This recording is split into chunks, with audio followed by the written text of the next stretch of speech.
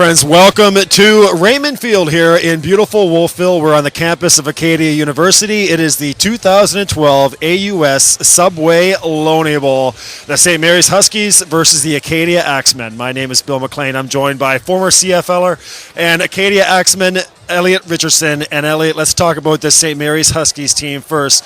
What do the Huskies have to do today to have a chance against Acadia? I think they're going to have to play strong St. Mary's football, and what I mean by that is, I know it's a phrase often used, but they're going to have to win the battle of the trenches. Their offensive line is going to have a great game to establish a solid run game. The quarterback they have in place with Legault, he's very efficient inside between the numbers and inside between the hashes, but they don't want to get the game to get too carried away that they have to make some throws down the field and to the outside. So if they can establish that running game, it's really going to control the clock and allow combined with their defense, keep them in the game to allow that running game to keep on produce. The other factor is, since we're playing here at Acadia with the swirling winds, it does look like a very nice day out, but what you can't see is how strong the wind is out there.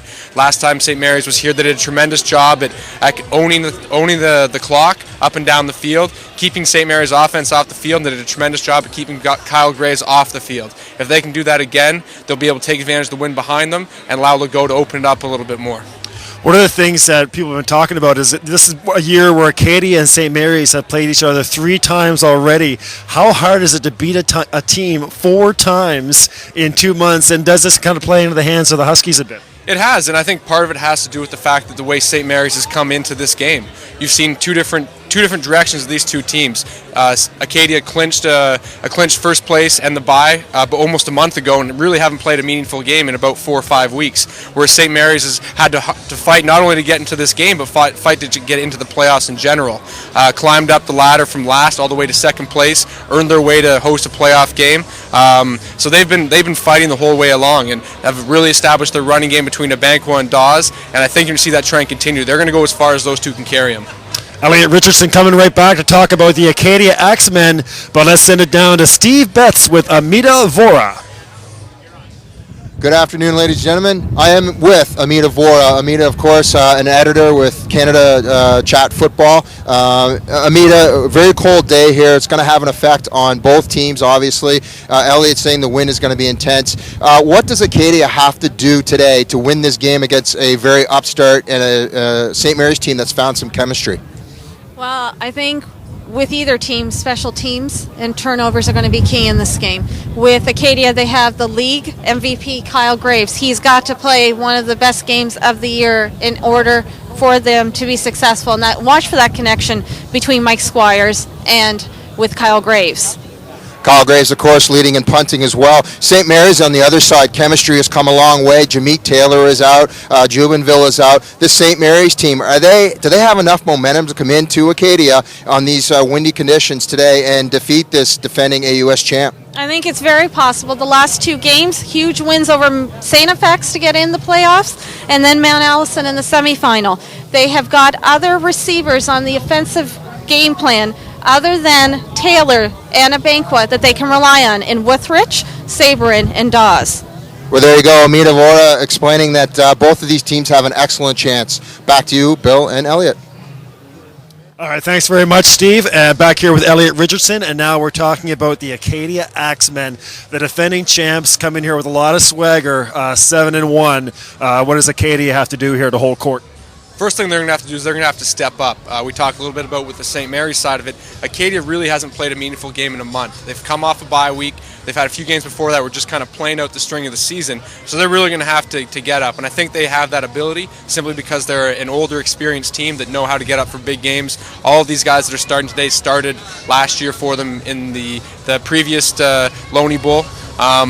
But specifically what they're going to have to do is they're going to have to play good, solid defense, stop the rushing attack of St. Mary's. They're going to have to do very, very well on special teams. Special teams has been an issue for Acadia against St. Mary's, and if they're not sound in their lanes, going down in their coverage lanes, they are going to get exposed by Abanqua, who's a dangerous threat, replacing Jameek Taylor, who's not playing today. Additionally, when they do have the wind at their back, they're going to have to let Kyle Graves, open up the field a little bit, and they're going to have a strong running game when they're running into the wind. If you can get those 2 things, I think their offense can get on track. Despite of how well their offense has done, it still hasn't been up to the level that we expected it to be with a returning 5th-year quarterback and multiple 4th and 5th-year receivers. Jeff Cummings, of course, putting together quite a historic career now with Acadia. Where does this rank amongst the biggest games of his coaching career?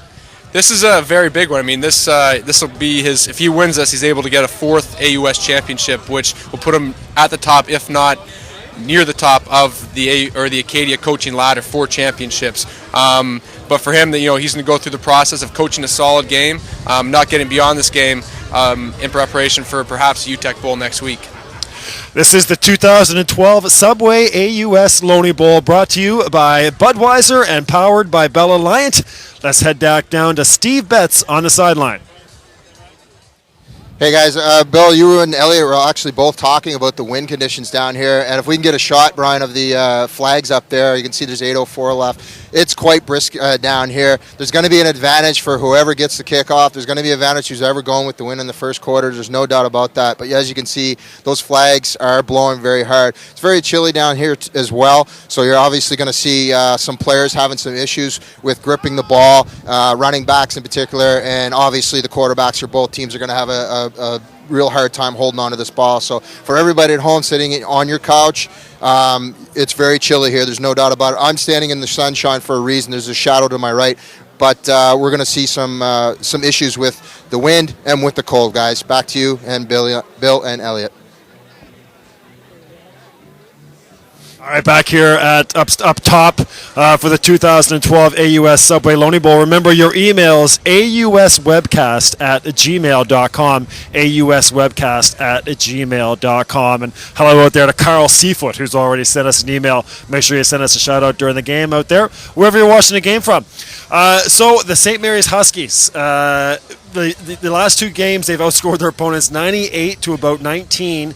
A lot of people starting to think that, if they wouldn't have called this 2 months ago, but a lot of people thinking this St. Mary's team, this is going to be a very good football game here today. Right. Talk about a team that's really come together towards the end of the season. You talked about the score. Even more impressive than the score that they've laid down on their opponents is just how they've done it. They've really imposed a physical will on those teams through their running attack. Have run the ball over 30, 40 times a game with switching up the rush between Dawes and Abanqua. And their defense has really started to come along together. Devin Murphy's an outstanding defensive coordinator, but he's kept it simple for the guys. Today you're going to see a lot of man coverage, a lot of blitzing, trying to stop the Acadia rush attack, put Kyle Graves in uncomfortable second and long positions, and then send the house again try to send pressure. And you might see a little bit of zone, but it's going to be a lot of man coverage today for St. Mary's defense.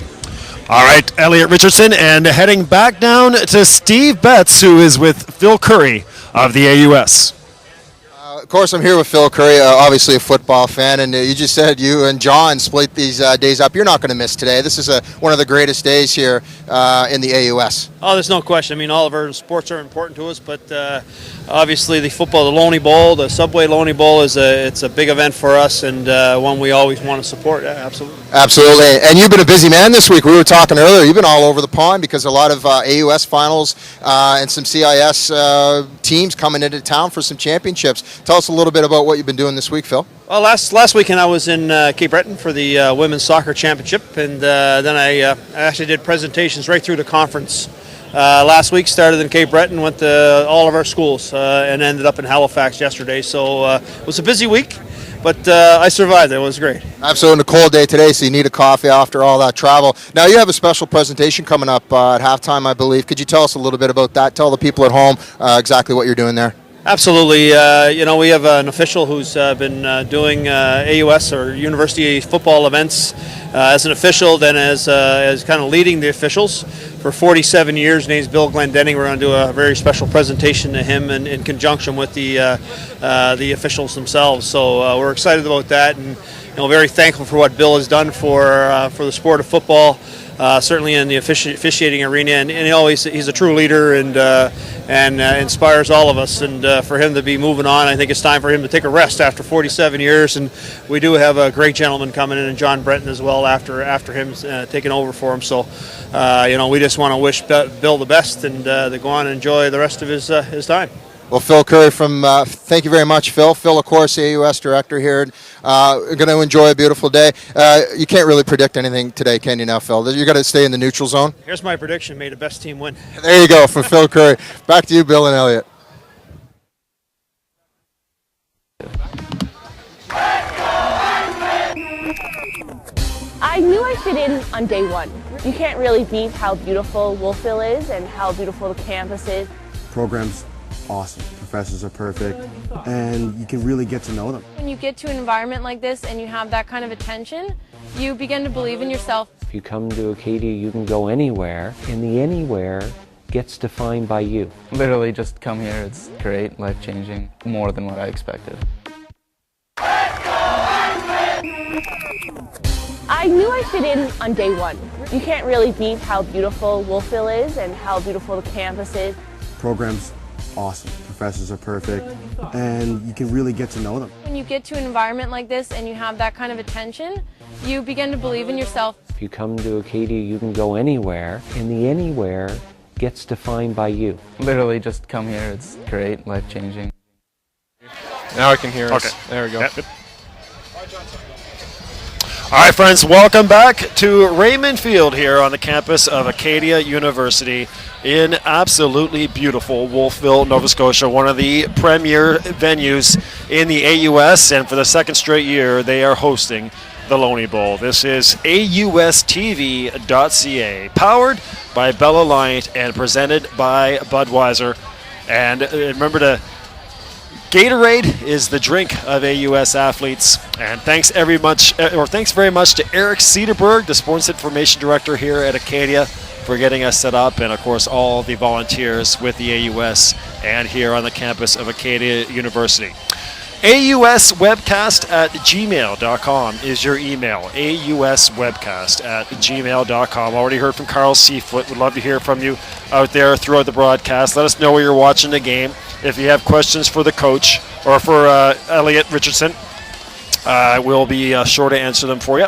My name is Bill McLean, and I'm joined by Elliot Richardson, former Edmonton Eskimo, former Saskatchewan Rough Rider, and at one time prowled the sidelines here, or not the sidelines, prowled the field here as an AUS All-Star. Yeah, I got on the field from time to time here at Acadia. With Acadia. Days like this, does it get the juices flowing once again? A little bit. I woke up pretty excited this morning, knowing that not only it felt like game day, but it was championship day. The Acadia team put on a pancake breakfast this morning, and you can feel the energy in the building there. Just the guys getting ready for the big game today. Just an absolutely gorgeous day.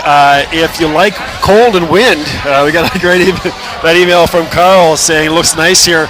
May look nice, Carl, but it is cold, especially here in the press box field. Down there on the field, the sun is shining, so it's not too bad. No, it won't be too bad. It'll be pretty good out there for the players. They will have to deal with the elements, the wind coming across. It will change directions throughout the course of the game. And what that will mean for the teams is teams will be either going into a heavy wind or have a strong wind at the back, and that'll dictate how teams try and control the ball. Also how offense coordinators select their plays as well, in terms of how they want to dictate to the defense what they want to do. Expect teams that are going into the wind, expect them to run the ball quite a bit, looking to eat up clock, and looking to have when they have the wind at their back, really open up their offense and try and throw the ball downfield, knowing that they won't have the ability to do so throwing into a heavy wind. We're looking at it's going to be an interesting situation, but we have at least we have the two best punters in the conference, as well, two of the best punters in the country, in Kyle Graves and Brett Lother. Well, let's head it back down to Steve Betts again, with a very special guest on the sideline.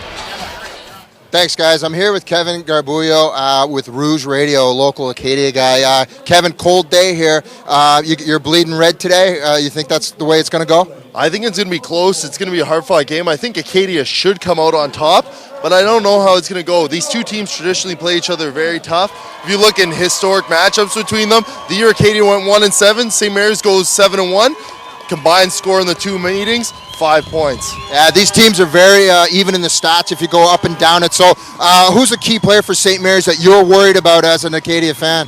Well, first off, it was Jameek Taylor. That's the Acadia killer himself. He's out. Watch out for Melvin Abanqua, though, because he's just like Jameek Jr. He could take off. He could take over a game. Thank you very much, Kevin. Appreciate it. Teams are coming back out, guys. Back to you, Bill and Elliot. The Acadia Axemen, the defending AUS regular season champions, are on the field. They are looking for a return trip to the UTEC Bowl. As they announce the starters here of the Axemen, really an Axemen team that did exactly what they were supposed to do. They cruised through AUS competition, had a hard time here with St. Mary's once in a while, played Laval fairly tough during the first half in Quebec City. This is an Acadia team that's lived up to their billing. Right, it's a team that's certainly living up to its bill in terms of its veteran ability. It's a team that's developed over the past few years through a strong coaching staff and the team it is today. Expectations were very high coming into this season. One thing they have disappointed is they expected a much more explosive offense with all-stars like Renault, Mike Squires, Andrew Healy, coming back along with Heck Creighton nominee Kyle Graves. Expected a much more up-tempo offense, much more explosive plays. Their running game has carried them this year, surprisingly, with the loss of Zach Skibbon, and if they can do so today, it should be a good game for Acadia. Is there a sense of urgency with this Acadia team? But sometimes they have to kind of turn around the program and get going again. Is there a sense of urgency with these 4th and 5th year starters that this is the year that they have to get this done? It is, certainly. I mean, we talked a little bit about a pregame. 18 to 20 players aren't going to be back with this team next year. So deep down, they know that this is one of their last chances they have to not only win an AUS championship, but compete nationally for that Vanier Cup. Well, there was the introduction of Kyle Graves, the 5th-year senior from Barrie, Ontario, 2012 passing yards. He was special this season. He certainly was. He really elevated his game to another level professionally. He spent some time in the Montreal Alouettes camp this May and June with the Alouettes, learning from some of the best people in North America to play the quarterback position, and has really transferred some of those skills, has a bit more zip on his ball, his accuracy is quite a bit better, and just some small things in terms of how he escapes the pocket and how he just plays the game a little bit smarter than he has the past few years. Here come the Huskies, trying to get back to the top of the AUS conference that they had dominated from 2007 until about 2010. Started off the season 0-3, and those who had written the obituary of this Huskies team could just pause as they made a late second half surge. And this is the Huskies team, too, that had some tough losses. Tough losses to Acadia, a tough loss to Sherbrooke. So it's been a Huskies team that has been on the cusp all season. But with those losses, with those close losses, we've really seen them grow as a team and develop into that next level team we've seen the second half of the year. I think the St. Mary's the second half is a much better representation of who they truly are than what we saw this first half. Huskies, Axemen, the AUS Subway 2012 Loney Bowl, the ceremonial kickoff, and O Canada, and me and Elliot Richardson coming right back for the Axemen and Huskies.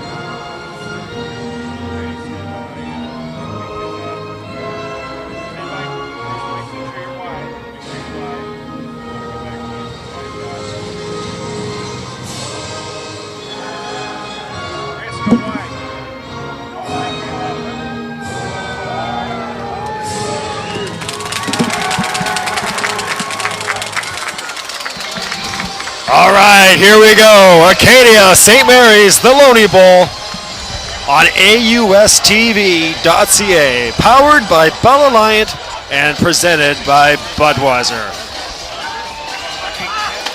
This is going to be a good time. And this, because you start thinking about this game a few weeks ago, and this is exactly what we thought we would have. The sun is shining, the beautiful canvas here. This is just 2 years in a row. This has been a perfect setting for the Loney Bowl. Exactly, almost the exact same conditions what we saw last year. Beautiful sunny day, sun's beaming down. We'll keep the players warm. The wind will be a factor, but still going to be a nice day for the fans. Quite a packed place. You can't see the fans underneath of us here in the press box, but the stands are full.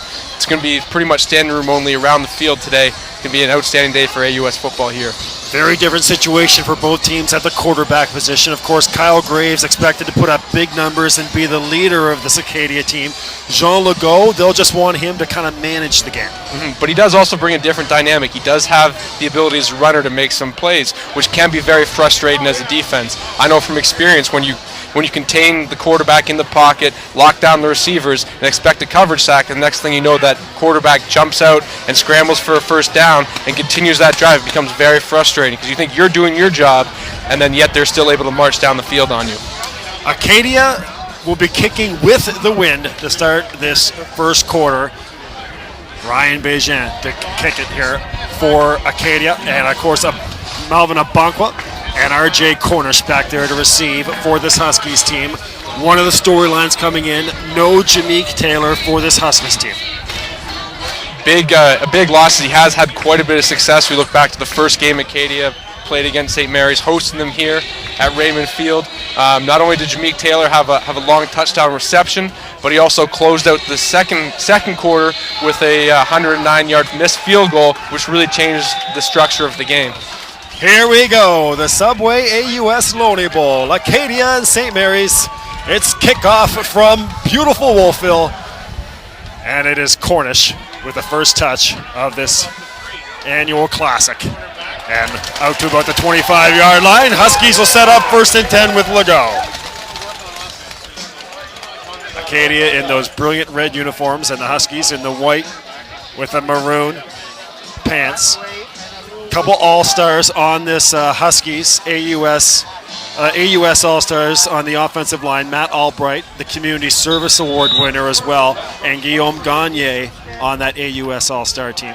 Both will be playing the left side and expect more plays than not be headed over to that strong left side of St. Mary's offense. There's Legault in the shotgun. That's a Kiki in motion, and that looks like Big Mike Dawes. It is, and a big hit, your first big hit of the game on a 7-yard gain. Nice little zone play to the right. Dawes, who's a very good cutback runner, took that play, saw that there was a hole in the backside C gap, was able to cut back and get upfield and gain about 8 yards there. That looked like Alex Graham coming in, and our first, right away we can use the Alex Graham rang his bell analogy, which I've been sure has been used a million times, but that was a heavy hit on Mike Dawes. Alex Graham, a good hitter, and first year starting safety here for the Axemen. Another handoff, and Mike Dawes again, and that's a first down for the Huskies to the 37-yard line.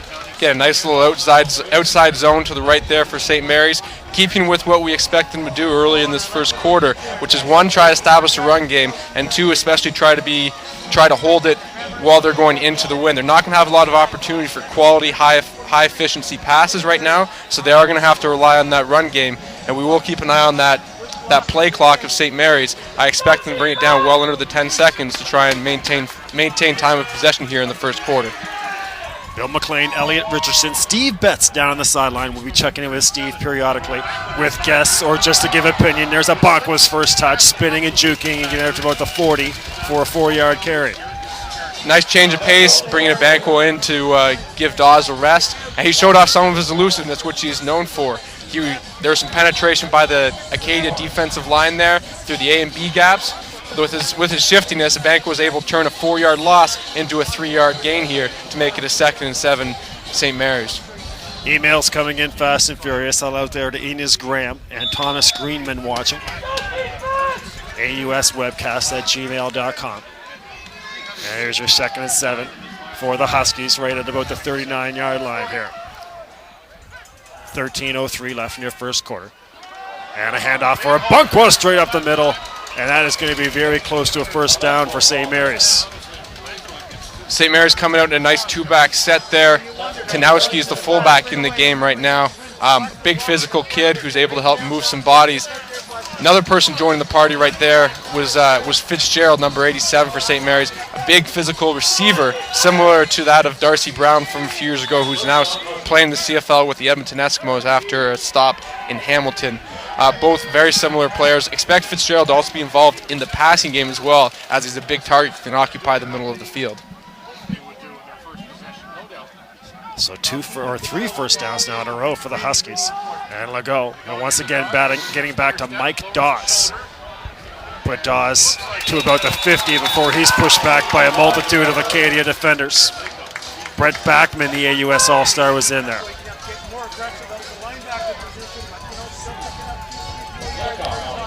Nigel Dawes showing off some of his skill set there. We talked about a Banquet can make you miss in the backfield to gain yards. Dawes took contact at about the 48, 49 yards line and was able to use his strength to be able to plow forward another 2 yards, putting St. Mary's in a slightly uncomfortable 2nd and 6 here. Be interesting to see if they open the passing game up with 5 receivers now in the game. Sharon Armont watching in Massachusetts. Hello out there to you. Here's your 2nd and 6 with Legault. And it's going to be a handoff for a Banquet to the right-hand side, and he will be met and actually eludes a couple of Acadia defenders and nearly gets to the midfield, and the first down marker may have come up a couple yards short. St. Mary's running their standard zone read play. Not quite as an option play there for the quarterback. By reading the Acadia defensive line, is able to decide whether he should pull the ball and run with it himself, or if the Acadia defensive line stay home, gives it to Banquet, which he did there. And Banquet did able to get a good job eluding the Acadia rush and get upfield for a gain. So progress made a little bit there for the Huskies. But on 3rd down, they will be punting, and there is a penalty which will be declined. And this is another issue for this Huskies team, Elliot, the penalties. 24 against Acadia in the homecoming game at St. Mary's. Huskies have to be disciplined today. Right, well over 150 yards. And the way we always kind of equated it when I played was if you take over 100 yards in penalty, that equates to a touchdown that you're taking off the board for yourself. So really you have to be disciplined, because that's the type of yards you can't afford to give in a close game like this. And that's going to be no yards on the Huskies more than likely. That was a dangerous punt return there. Catch, I should say.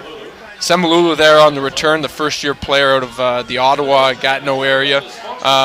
Smart play by him there to try to run up to catch it, knowing that if he's able to catch it, make contact with it, with a St. Mary's player in the 5-yard halo, he would draw a 15-yard penalty. AUS All-Stars on that offensive line for the Axemen as well. Colin Murray, Tyler Honeywood, Wade Conrad, all All-Stars. And our first look, for me at least, at Thomas Troop, talented young 18-year-old running back for Acadia. True freshman. Not something you see a lot here with kids going to Sajep and playing that extra year of high school in Ontario. But he is, an 18-year-old kid who's bigger than your average 18-year-old football player. Good field position for the Axemen to start. And there's Taylor Renault. What a special receiver he's been again, the All-Star. Good play selection by Acadia right there. Just looking to get something I think we'll see early on in this game will be passes that are high probability of success and have potential for bigger gains. So short passes, get them in behind the offensive line, get them upfield right away, and limit the amount of effect that the air can have on the ball here earlier in the game. 51 catches for 749 yards this year for Renault. He's with Squires, just an outstanding receiving core. And Andrew Healy as well has been stellar for the Axemen. In a play there for the Huskies. Neil King, the AUS All-Star, and they'll force the Axemen to punt. Great play by the St. Mary's defense. Great flow to the ball right there. Acadia came out in kind of their rhino formation, which means they're bringing receivers into the box to get extra blockers on St. Mary's linebackers. St. Mary's linebackers, though, did a tremendous job getting outside the blocks, rallying to the ball, allowed the unblocked Neil King to come up and make a play. Bajan and a Banquet on a nice big hop from his 10. And no luck there, getting right in on that tackle. Aaron King. We've talked about it in previous broadcasts here on Acadia TV, but something to look for on this punt matchup when Acadia punts is the gunners, the outside players on either end of the formation. They'll be the first ones down the field to try and make a play. Now, usually it's Brett Backman and Jarrett Laycock. Their primary job is to get down there as fast as they can, cause a bit of disruption, and not allow Abanqua to get to the outside. Brett Backman scored a decisive win against Eric Black last game. We'll see if Eric Black has learned from his film and able to improve his game this week. John Legault right back to the ground with Big Mike Dawes, and give Mike big yardage through midfield and right up to about the 30-yard line. Again, St. Mary's sticking with their game plan, establishing the run. I talked about it earlier in the season. Last time St. Mary's played here, again, expecting to run into the wind. That first quarter is similar to this one. St. Mary's running into the wind. They didn't pass the ball one single time in that first quarter against Acadia. So Mike Dawes, 584 yards on the ground this season and getting right back to work here. He's been a workhorse for this Huskies team. Give him 18, Legault. This time do the shifty little Abanqua, and he's got yardage through the middle, right up to about the 40-yard line. Second and probably a half yard. Nice little zone run again. St. Mary's offensive line is doing a tremendous job at securing the initial defensive line, and then those guards are able to work off, chip up to the second level, and secure those linebackers, giving Abanqua clear running lanes downfield and forcing the Acadia secondary to make tackles. Evan Williams, Alex Graham in on that tackle. Hello out there to Janelle Vertfee, watching in New York, New York. Great to hear from you. So we're getting emails from all around the world. Let us know where you're watching the game from. Huskies with assertive ground attack here in the early going, but as they still haven't really made any progress to midfield, but they are, as you talked about before the game, ball possession, everything here. Ball for St. possession Mary's. is everything. I mean, we're about halfway through the first quarter, and Kyle Graves has only been on the field for about 2 plays now.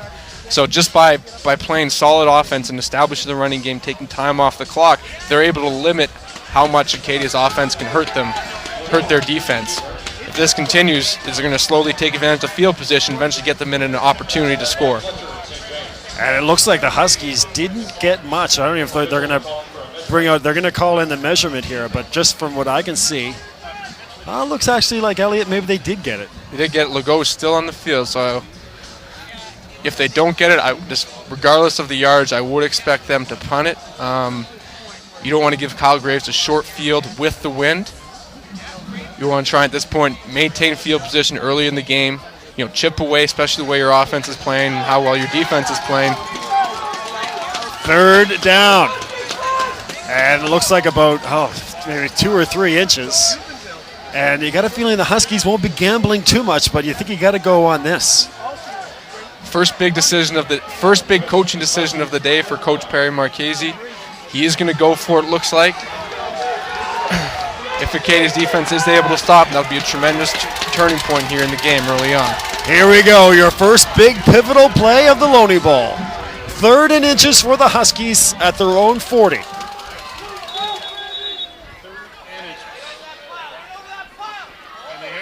It looks like Dawes straight ahead. Might have been Dave Sabarin, actually. I thought I saw Sabarin come in. No, it was Mike Dawes. And it looks like they got it. They did. They went for the quarterback sneak there on 2nd and short. Didn't quite work as well as they thought, so they tried to give it off to the big fella that's been having a successful day so far. Give him a full-speed run at the pile, and he was able to advance the ball much more than the 2 or 3 inches that they needed for a St. Mary's first down. Ball possession and first downs aplenty right now for the Huskies, and the ground attack are working with Big Mike Dawes. There's Legault, and they're going to keep going to Dawes. There's another carry, and straight up the middle, and another close to a first down.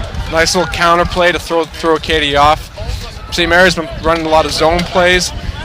With everyone stepping to the left there, they pulled the guard back across the formation, able to keep Acadia's defense off balance. Again, allowing Dawes to get up into the secondary. It looks like Alex Graham with another tackle. Anytime your safeties and halfbacks are leading your team in tackles, it's not a good situation for your defense.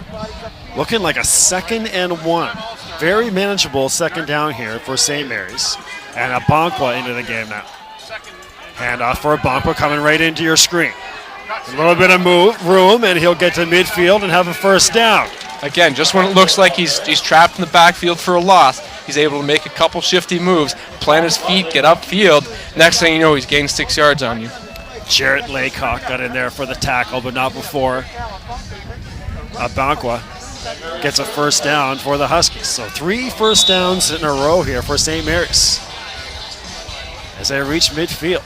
This is where they did have trouble in their first drive. Let's see if they're able to learn from their mistakes in the first series, see if they can advance the ball deep into Acadia territory.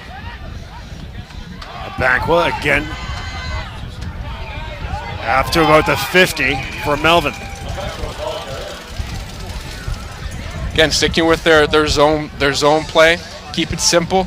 The nice thing about a zone run is it allows the running back to decide where he wants to take the ball. Everyone steps to either the left or the right, in this case the left.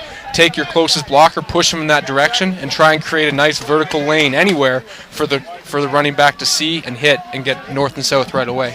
7 minutes left in your first quarter, and the Huskies at Acadia's 51-yard line call this 2nd and 6. Legault straight under center. Fakes the handoff to Abankwa, and coming up short on that pass. Looked like Woodrich was out there, but it came up short. Again, talked about in the first game, St. Mary's didn't run a single pass play their entire first quarter. Here, about 9 minutes into the first quarter here in this championship game, that was St. Mary's first pass play in about 14 plays. built off their solid run game, ran a play action, had a player wide open in the short flats, the hook area, but were unable to hit him, which would have been a first down and then some. So the Huskies will punt with Brett Lothar. And what a battle this is going to be today. One of the treats of watching these two teams is Lothar go at Graves. And I asked Brett about this last week. There's a trough snap, and the athletic Lothar manages to get it off in the wind, comes behind the Huskies special teams. And that's something that I was going to mention it before, with the way Samalulu charged up and attacked the ball in traffic last time to catch it. What you will see here with the referees is looking to protect the players, and anytime you're kicking into the wind, it's coming back into traffic can cause a dangerous situation. So if the ball does hang up or come backwards, look for the referees to blow the whistle, which they did there, and spot it where it lands. So Lothar does well to get it to the 38, but Lothar really enjoys this battle with Kyle Graves and the two outstanding punters going at it. And now we see Graves at the quarterback spot in the shotgun. That's trouble on the handoff, but Graves gets back on top of it. Again, it looked like a miscommunication. They ran that same type of zone option play where Kyle Graves had the option to give it or keep it. Can't quite see what they looked like they were trying to do. It looked like Kyle wanted to give the ball off, but Thomas Troop just didn't want to pick it up from him. Kyle Norris got in there to jump on Kyle Graves. Hello out there to Jason Hatt watching in the Canadian Arctic from the Pond Inlet. So hello out there to Jason. As you are looking at a 2nd and 16 here for Acadia on the fumble snap. There's Kyle Graves. That could be holding on Acadia. No call forthcoming, and Graves rolls this way. Room for Kyle, and he takes a hit. Will there be a late flag? Nope. That was Lanza. That's it. Kyle Graves right there showing off the competitor in him, and trying to get that first down, taking a late, not quite a late hit, but what I would qualify as an unnecessary hit. He wasn't going to get the first down. It'd be better off stepping out of bounds a yard earlier, preserve your body for the next play, especially when you have to use that leg of yours to punt. 3rd and 5. Jay Lang got in there on that late hit, they didn't call it a late hit, but borderline hit on Graves. And Kyle, and this is one of the things I always admire about Kyle Graves, after quarterbacking and taking a hit like that, now he has to go back and punt. That's not easy. No, it's not. That leg he just took a hit on, he has to use to punt, and on a rolling kick gets one all the way back there to Fitzgerald, and he's quickly wrapped up at the 21. There's Brett Backman again. We talked about him and Jarrett Laycock being the gunners, the force guys downfield on the punt team. Again, showing what type of an effect they can have on the game. If those two can get rolling from the Acadia punt perspective, they will help try and win that edge in terms of special teams play. Emma Dunker, what a special athlete she was.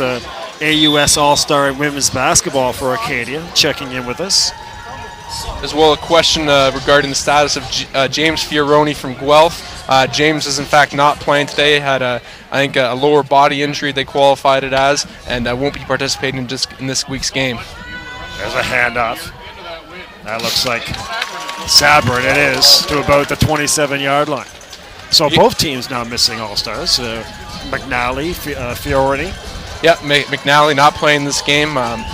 Injured himself in late in the season, out with the knee this game, and definitely out for the rest of the season. Some will be missed. Evan Williams will step up and do his best job to take his place, as well as Fioroni, who's in his first year starting, has come up with quite a few solid touchdown catches, and but hopefully gets healthy in case they're able to play next week.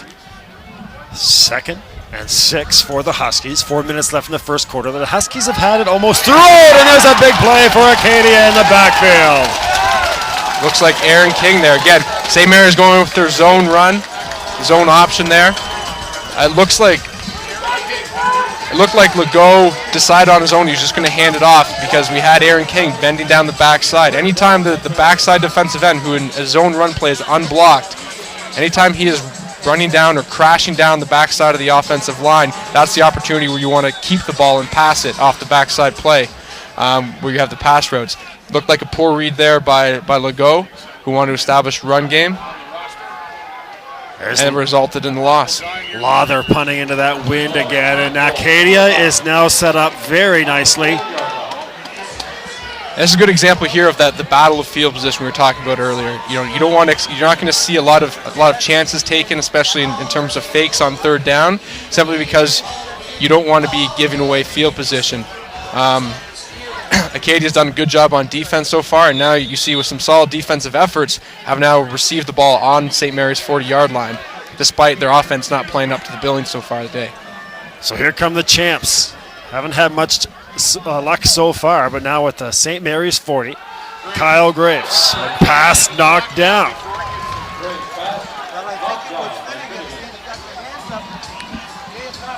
So 2nd and 10 for Acadia.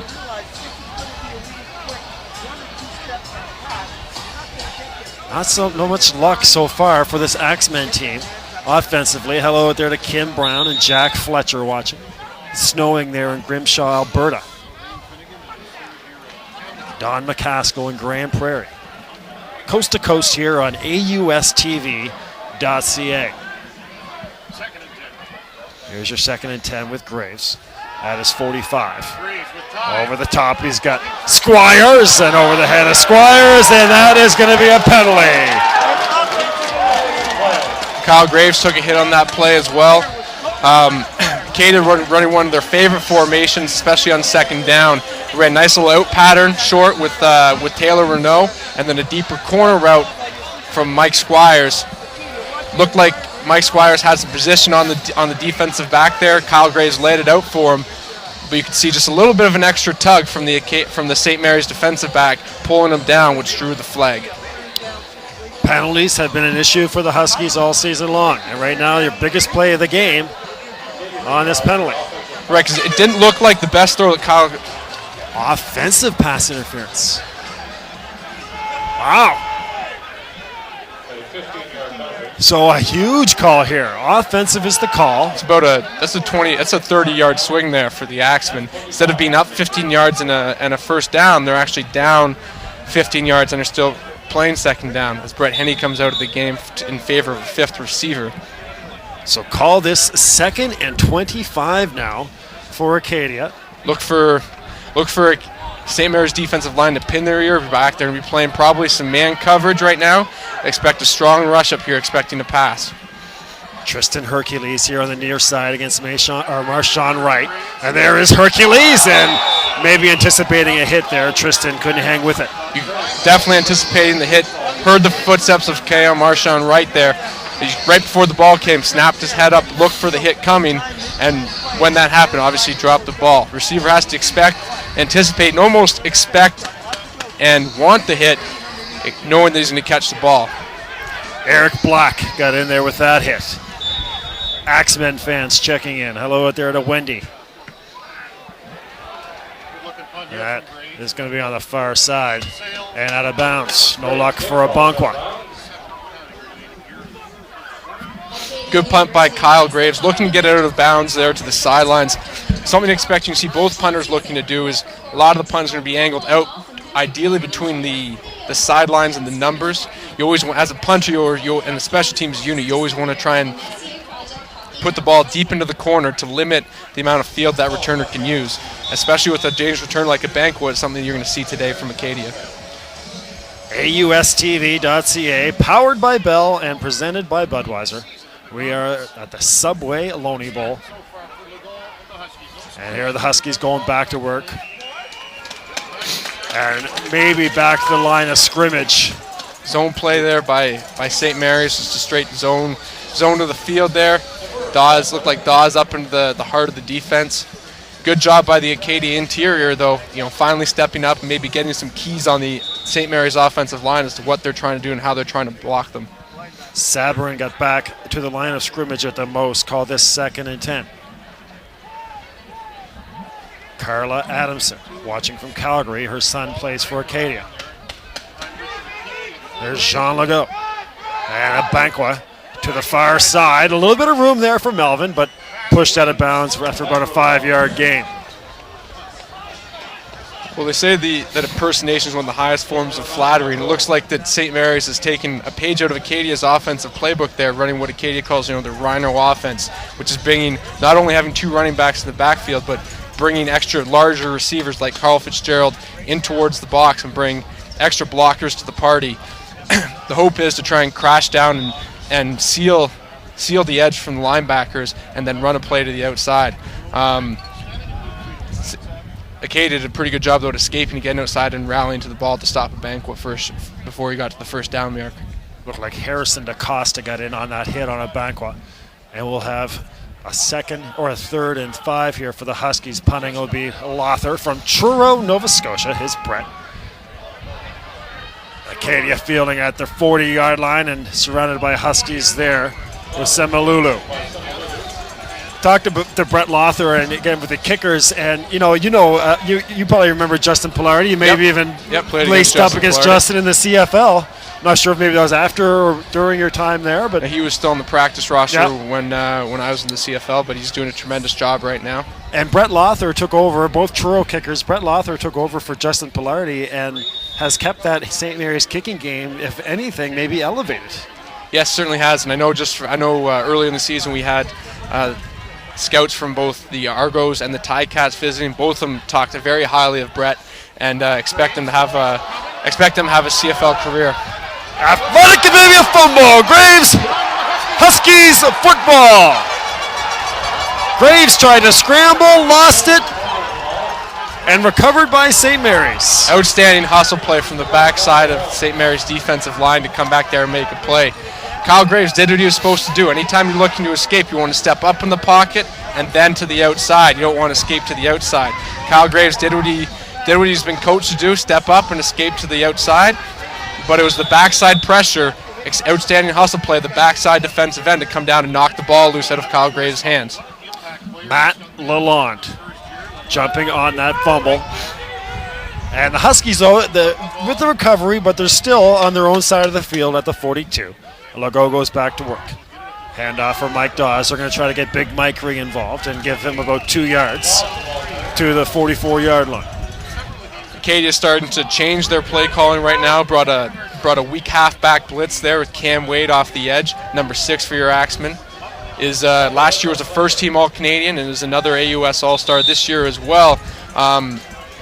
Depending on the offensive set for St. Mary's, Cam can sometimes almost be like that 4th linebacker that Acadia could possibly use to try and stop the run. He was an outstanding run defender last year, and expect him to get a little bit more involved as the game progresses.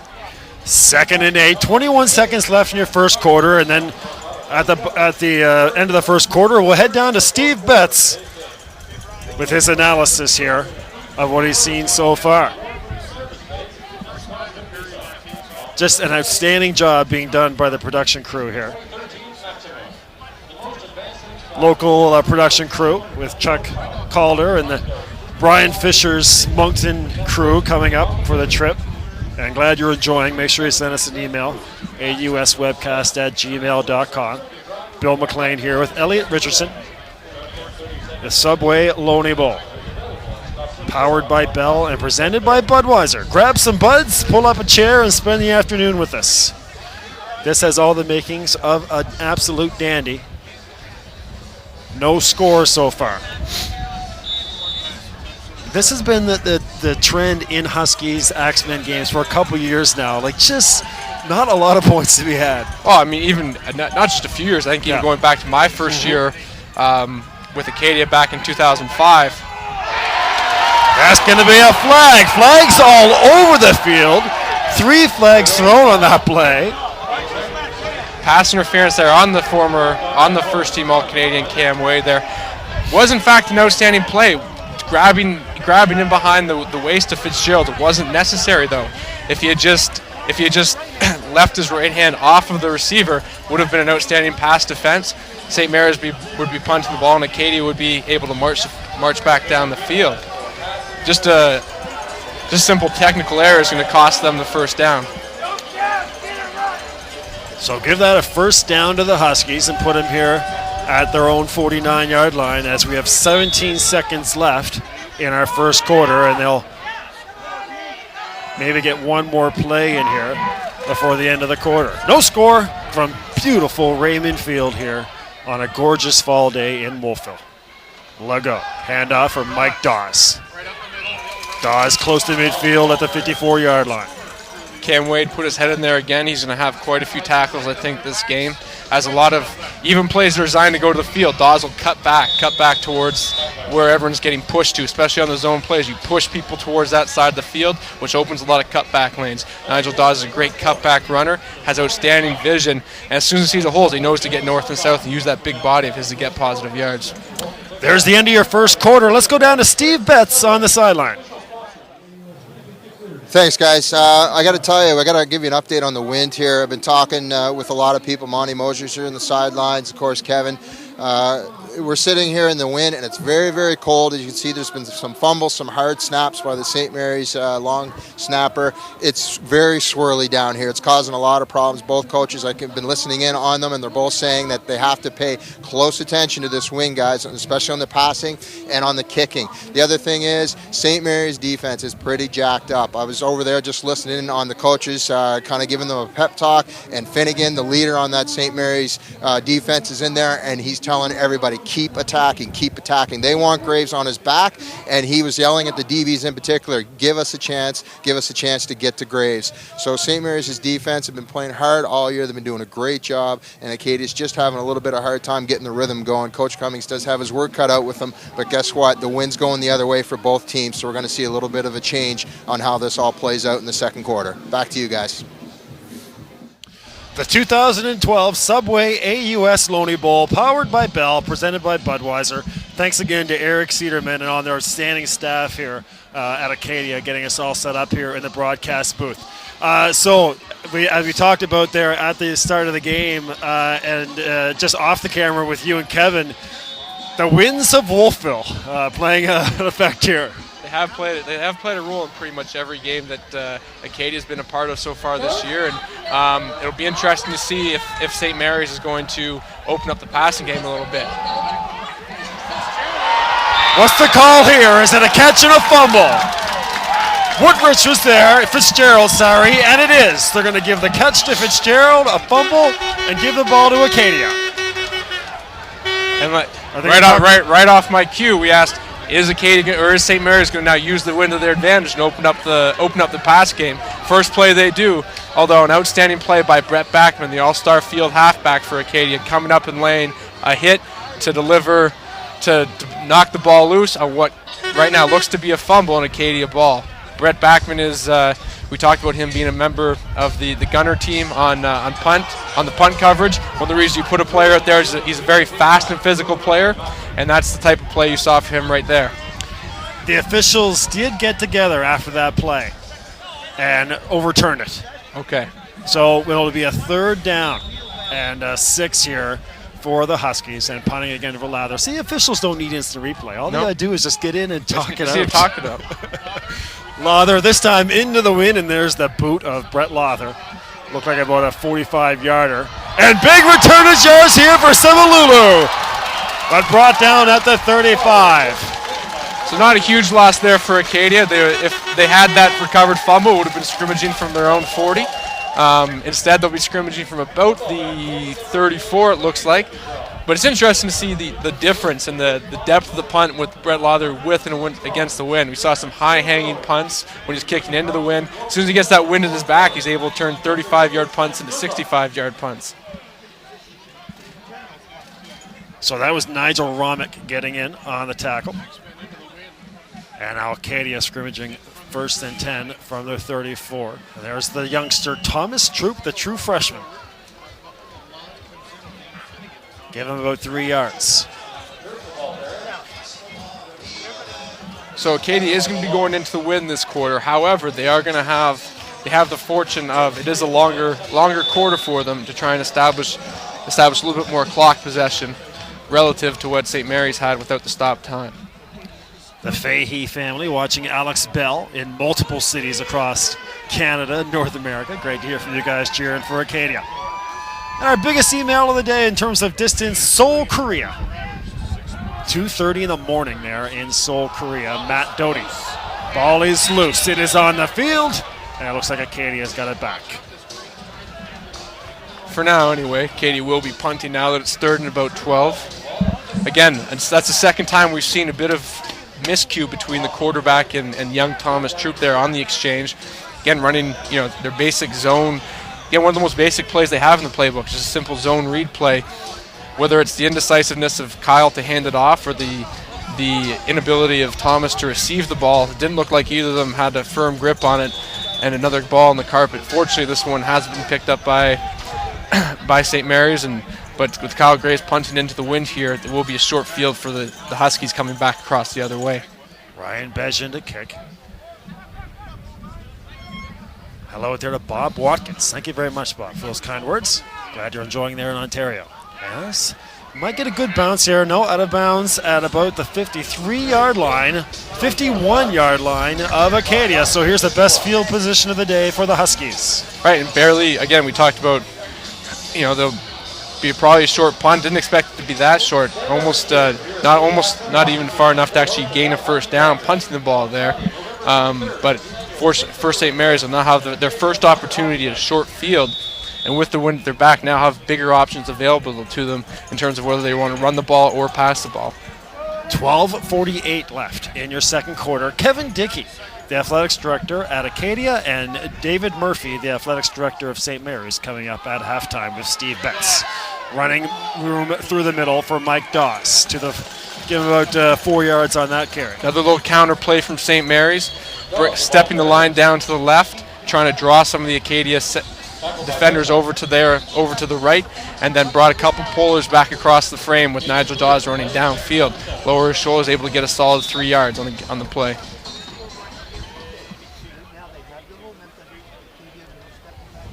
So call it 2nd and 7 here for the Huskies.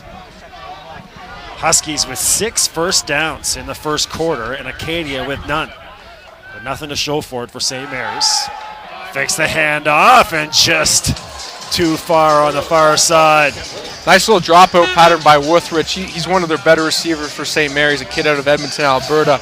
Ran a nice little pattern. Looked like he's going to push it vertical, but all he did was just come back right towards where the sticks were.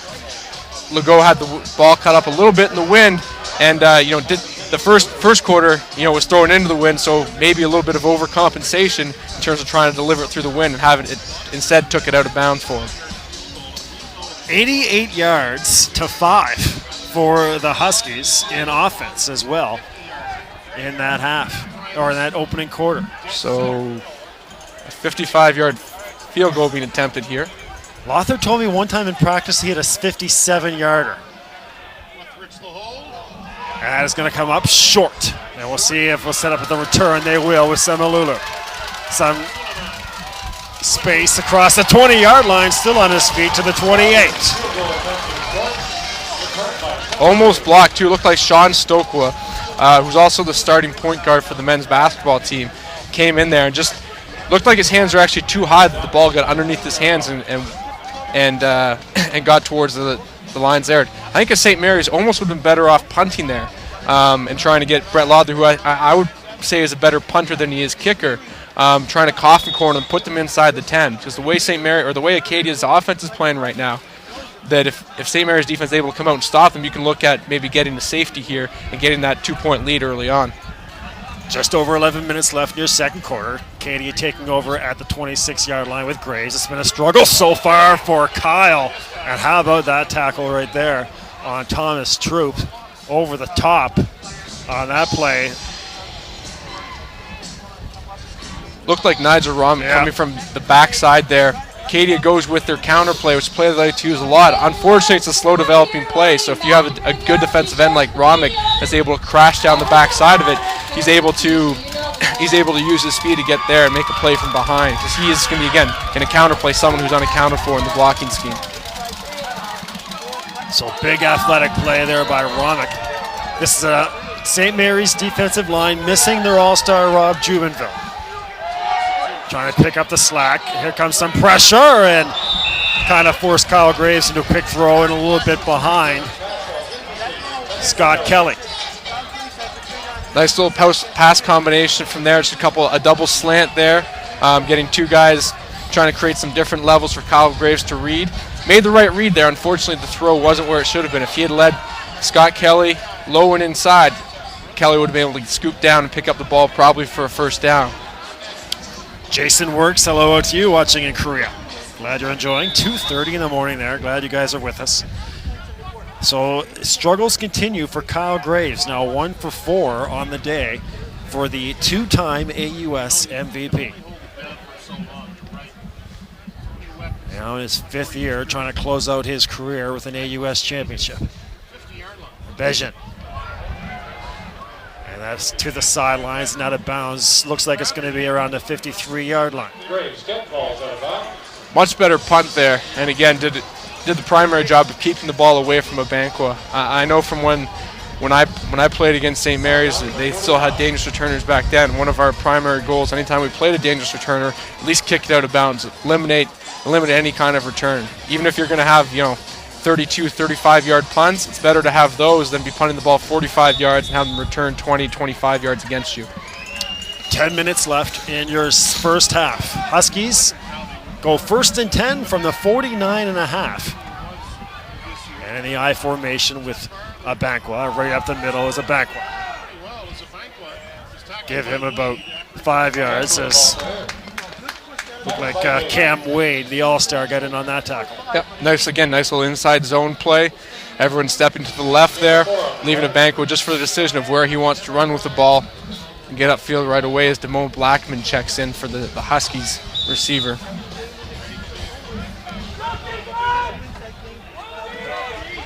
Second and 6 for the Huskies from the 45.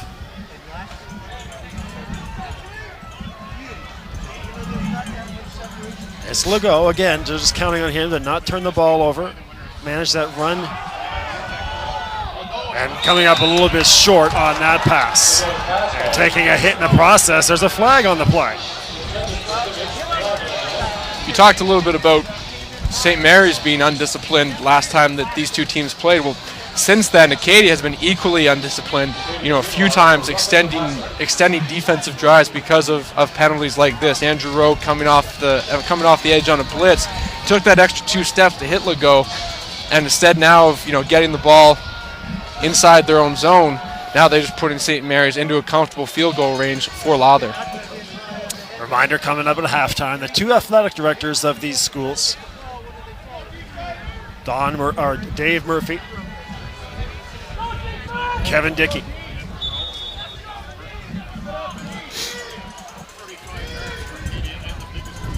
At the 30, Legault, play action, and nearly an interception goes through the hands of Chris Call. Chris Call checking in the game. Looks like for Suleiman Semalulu, who, by looking down the sidelines, I can't see if anything's wrong with him. Don't know if he got banged up on a previous punt return or if he's sitting out due to poor play. But Chris Call has, started the season at them for weak cornerback. Had kind of a breakout year last year, but this year sort of been trying to play out of his own abilities and trying to make plays instead of letting them come to him. 2nd and 10, and right back to the ground game. And no dice for the Huskies. Met there by multiple Axemen, including Evan Williams. Evan Williams on the tackle. Anytime you see your weak side linebacker, middle linebacker make plays, it's usually because you had an outstanding play from your front four. Kirby Fletcher and Tyler Jaworski are both big body players playing the interior of that line for Acadia. Usually their responsibility is going to try and eat up at least more than one block. If they can eat up 4 blocks between the two of them, it's really going to allow your second level players like your linebackers to scrape and make plays at or behind the line of scrimmage like we saw there. Well, here we go. Maybe see if we get the first points on the board. It's Lother with a 35-yard attempt. It is up and high and good. So Huskies strike first, 3-0, a 35-yard field goal from Lother. Brett Backman again in on the play. Could have been a questionable call there. Brett Backman did make contact with the kicker, and could have made a case for if Lother, decided to put on his acting shoes and take it topple over, could have maybe drawn a flag and further extended this drive. At this point for Acadia, especially from that outside position, you really just want to contain that kick. Make sure they don't fake it on you, because the last thing you want to do is give up a 15-yard penalty and lead them towards a first down when you're already getting yourself off the field. Axemen take over at the 35-yard line. Cameron Carter, hello out there, watching in Oshawa. And Chris in Peterborough. 1st and 10. Kyle Graves, the handoff for Thomas Troop. Straight ahead, and there's your first big run for the rookie. Mark him at the 50, 14 yards for the AUS Rookie of the Year. Again, just your basic zone play. We've seen lots of it today. All the offensive linemen step in a direction, pick up the closest defensive player, push him there, and give the running back options of where he wants to go with it. Thomas Troop finally looks like he's got his feet underneath of him. He's able to maintain his balance, get into the St. Mary's secondary, and for what I think is Acadia's first down. That is their first down. We're halfway through the second quarter right now, but Acadia does have their first down, and I think it just comes back down to how many times you're going to run. Eventually, if you keep on running the ball, if you trust in the run, eventually you'll get those plays, and it becomes cyclical now. If you're able to continue to get some of those runs, you're going to tire down the defense even more, and later in the game, those runs are going to start to grow exponentially. Well, and an injury for the Huskies on the play as well. Back to it here, Acadia. That was O'Dane Finnegan going out for the Huskies. And now Kyle Graves trying to get into rhythm here. That'll be a 2nd and 5 play here for Acadia coming up. One of Acadia's basic combinations, a little bit of a go route from Taylor Renault with an out route by Mike Squires, something that they use a lot. We could even see it back on this next play here, but with the speed that Taylor Renault commands respect to take some defenders with him deep, which opens the sideline route, the sideline out by Mike Squires there. It'll be interesting to see if Matt Lalone can expand there fast enough to try and close that window sooner. Right now you can see him at the top of the screen, tight to the line of scrimmage, expecting run. Right at midfield, I formation, Thomas Troop breaks the tackle and to the 40 for Thomas Troop before tackled by Neil King. Again, get into the secondary. The reason why that play worked, I highlighted Matt Lalone on that play at the top of the linebacking core, at the top of the screen. He's tight to the line of scrimmage in what we call a cowboy formation, kind of almost playing like a hybrid defensive linebacker position. But with the motion Acadia ran there on the counter, drew him further into the line of scrimmage, and then with the pulling guards coming back the other way, was able to create some space for Troop to get into the defensive secondary. High formation under center is Graves. Another handoff for Thomas Troop. And look at the youngster break into open field and get down to the 23-yard line. 18 yards for Troop. Great confidence by Chris Judd, the offensive coordinator for Acadia, it hadn't worked for him the entire first quarter with his running game, but instead of getting frustrated and trying to change it up, he stuck with the plays that are successful, knowing that eventually you'll be able to get some positive yards from them. Now it'll be up to the defensive coordinator, Devin Murphy of St. Mary's, to see if he can come back with a counterpunch here. Acadia starting to roll. Here's Troop again, this time to the left. Leaps over a Huskies defender and taken down after about a 3-yard carry. Kyle Norris there caused a little bit of issues there for Acadia. Came up on the blitz, occupied an extra offensive lineman. Normally would have been able to chip to the second level, and there's the reason why that Acadia wasn't able to advance the ball much further than 2 or 3 yards. 6 minutes left in your opening half. Huskies lead 3-0. We talked about what the counterpunch is going to be, and that might be it. Look for a few more blitzes from Acadia or from St. Mary's linebackers here. So now a big play, 2nd and 7 from the 20. Graves in his shotgun with Troop to his left. Over the top, a man is out there, it's a touchdown! It's Renaud! AUS All-Stars combine, and it's the first touchdown of the game. Into the wind, tremendous throw by Kyle Graves. Has really figured out sort of how the wind is affecting him. You can almost see it coming. I didn't want to call it for being proved. I didn't want to be shown as a liar, but Acadia went 4-by-1 there, put all 4 receivers on the left side at the bottom of your screen, isolated Taylor Renaud at the top. Traditionally, St. Mary's has been playing an extra safety over them. They played a true cover 0 there. Taylor Renaud got a step to the outside, got vertical on him, and Kyle Graves put an absolutely perfectly placed ball into Taylor Renaud's outside shoulder for the Acadia touchdown.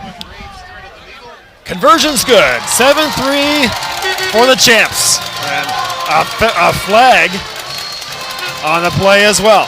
Could go either way on this one. Depends what the referee wants to call it. It's either going to be on Jay Langa for pushing Mike Squires into Kyle Graves, or for Mike Squires for throwing him down on the ground. But it will be on. Looks like it will be on Acadia, applied on the kick. As the band plays here in Wolfville, starting to heat up now. Kind of a slow first quarter, but we're getting down to some good football now. The fireworks have literally just arrived, as we heard some of them being blasted off after the Acadia touchdown. Jeff Cummins, livid over there. Does a good job at working the refs.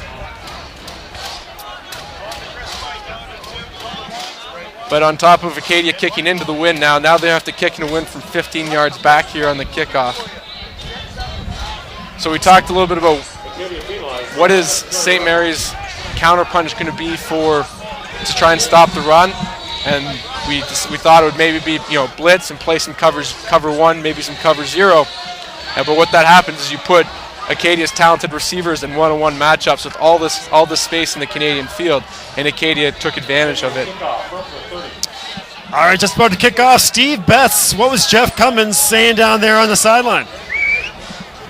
Hey, Bill and Elliot. Jeff Cummins pretty upset here. He's basically yelling at the referees in a couple of plays. I don't think that he's a real big deal with them, but he's just saying that he's getting killed in a couple of instances, basically on some offensive plays, obviously. Something else to note, Finnegan for St. Mary's was injured last series, went out of the game, went back in the game, and on that rush right there, hurt his shoulder and hurt his hand, a little bit of everything, so you can see him over there in the bench. He's a hurting unit. If he is out for this game, that's going to be a very, very big deal for this St. Mary's defense. Back to you, Bill and Elliot. All right, so Dave Finnegan may be out, and Jeff Cummins just working the officials a little bit. He does that. He can get away with quite a bit if you have a chance to listen to Jeff Cummins work the refs over here. But whether or not it translates to more calls going his way has something that's been decided. But he is an opinionated coach and will voice his opinion when need be, especially during the heat of the game. Meanwhile, Acadia with a pooch kick. Again, another one of their strategies. You've seen it throughout the year, and especially against St. Mary's. Rather than risking putting it in the hands of a Banqua's, or in Banqua's hands, or earlier in the year, Jameek's hands, they're much more comfortable just punching the ball low and forcing St. Mary's to drive rather than gain big plays on kickoff returns. Straight ahead, Mike Dawes gives them about 5 yards here to the 45-yard line. Not many surprises here. I mean, we talked about it earlier. This is the 4th game they've played against each other, so at this point they know what each other's offenses be. They could pretty much trade playbooks, and they would still know as much as they do from watching film and noting down all the plays they run against each other. So it's going to be the rest of this game is going to come down to who can out execute the other team and which coaches can influence the other coach into making bad decisions. 2nd and 6. Woodrich out here, and that could be a flag. Nope, there is a flag. It was late, but Woodrich definitely got tangled up there with an Acadia player. Looks like the Drew Morse. Looks like the St. Mary's coaches and bench were able to talk him into that one.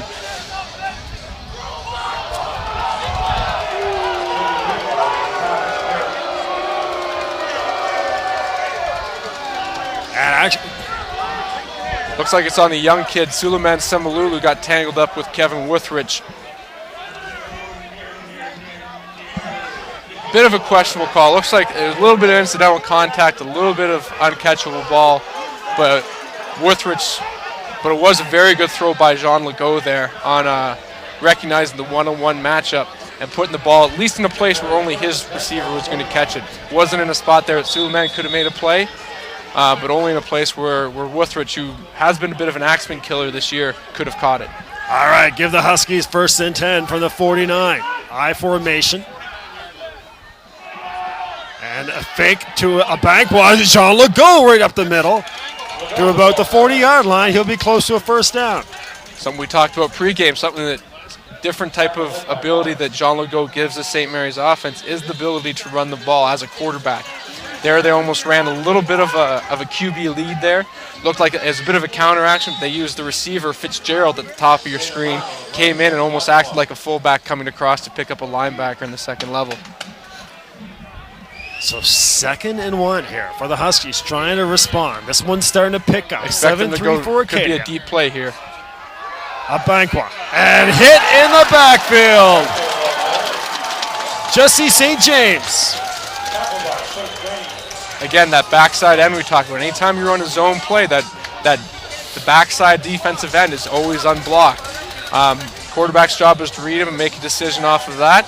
Whether he made the right play and Jesse just used his athleticism to get there, or whether it resulted in a loss. I was actually expecting, I mentioned it before the play, look for a big play. Anytime you have the wind at your back in 2nd or 1 to 2nd and 2, you can almost use that expecting to have a 3rd down and maybe catch your defense off guard, by having them think that it's going to be a straight up run play and then be able to beat them over the top. Well, they're going to run Lothar out there again. And Lothar's got some distance. It splits the uprights. So there's the guy that the CFL's looking at, a 49-yarder. And the thing is, had room to spare. If he had put that much oomph on it earlier in the game, they would have had that extra field goal. And that would have been good for about 50. That would have been 55, 56 easily. 60 maybe. So Lothar, 7-6. Fireworks now from Acadia. Getting close to the 3-minute warning here. It'll be interesting to see what Acadia's strategy is going to be, whether they're going to try and run out the clock or whether they're going to try and put together a couple drives, maybe challenge for a score. But at this point, they have the lead, getting close to the 3-minute warning. It'll be, again, these coaching decisions are starting to come into play. Here's Kyle Grace in I formation.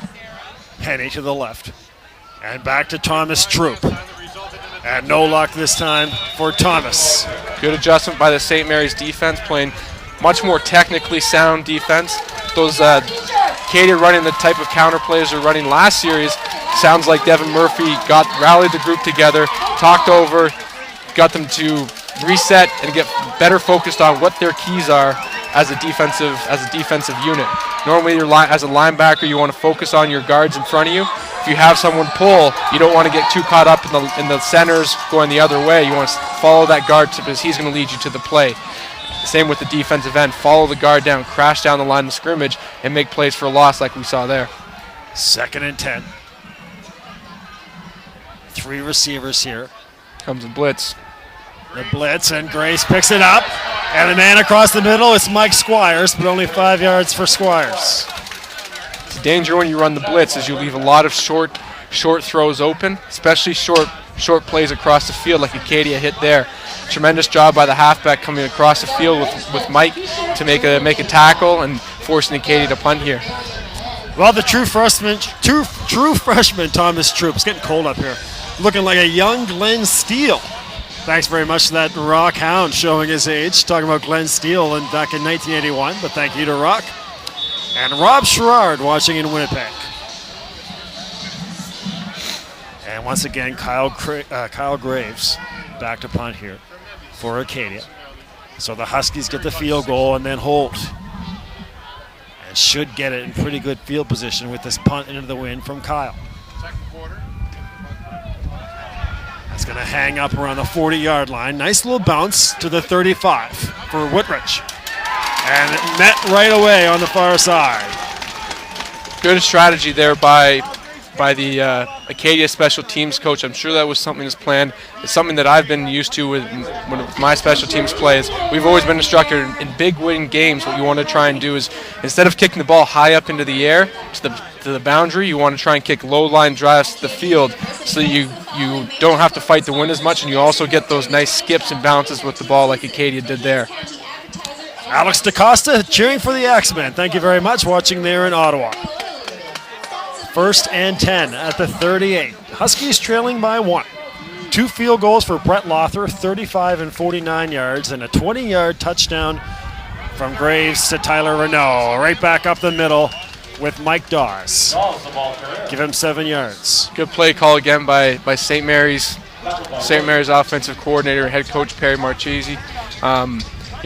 Drew the defensive ends, defensive tackles upfield with a pass set, and then just handed the ball off on the draw, looking like he just wants to try and calm down the aggressiveness of Acadia's front seven. All right, so there's a timeout. Let's get ready to send it down to Steve Betts, and hello out there to Brad and Karen watching in St. John's.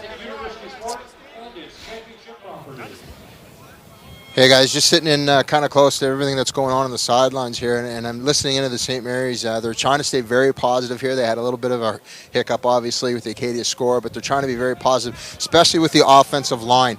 The running game for St. Mary's is obviously one of the stronger points. They've got to get that rocking and rolling because obviously this win today is affecting almost every throw that's gone out there. Kyle Graves showing that had a little bit of success with that, obviously, with the touchdown, but the running game is such a big part of this for St. Mary's. The coaching staff is being very positive with the linemen and saying, guys, keep rocking, keep going hard at this, and we'll get a break.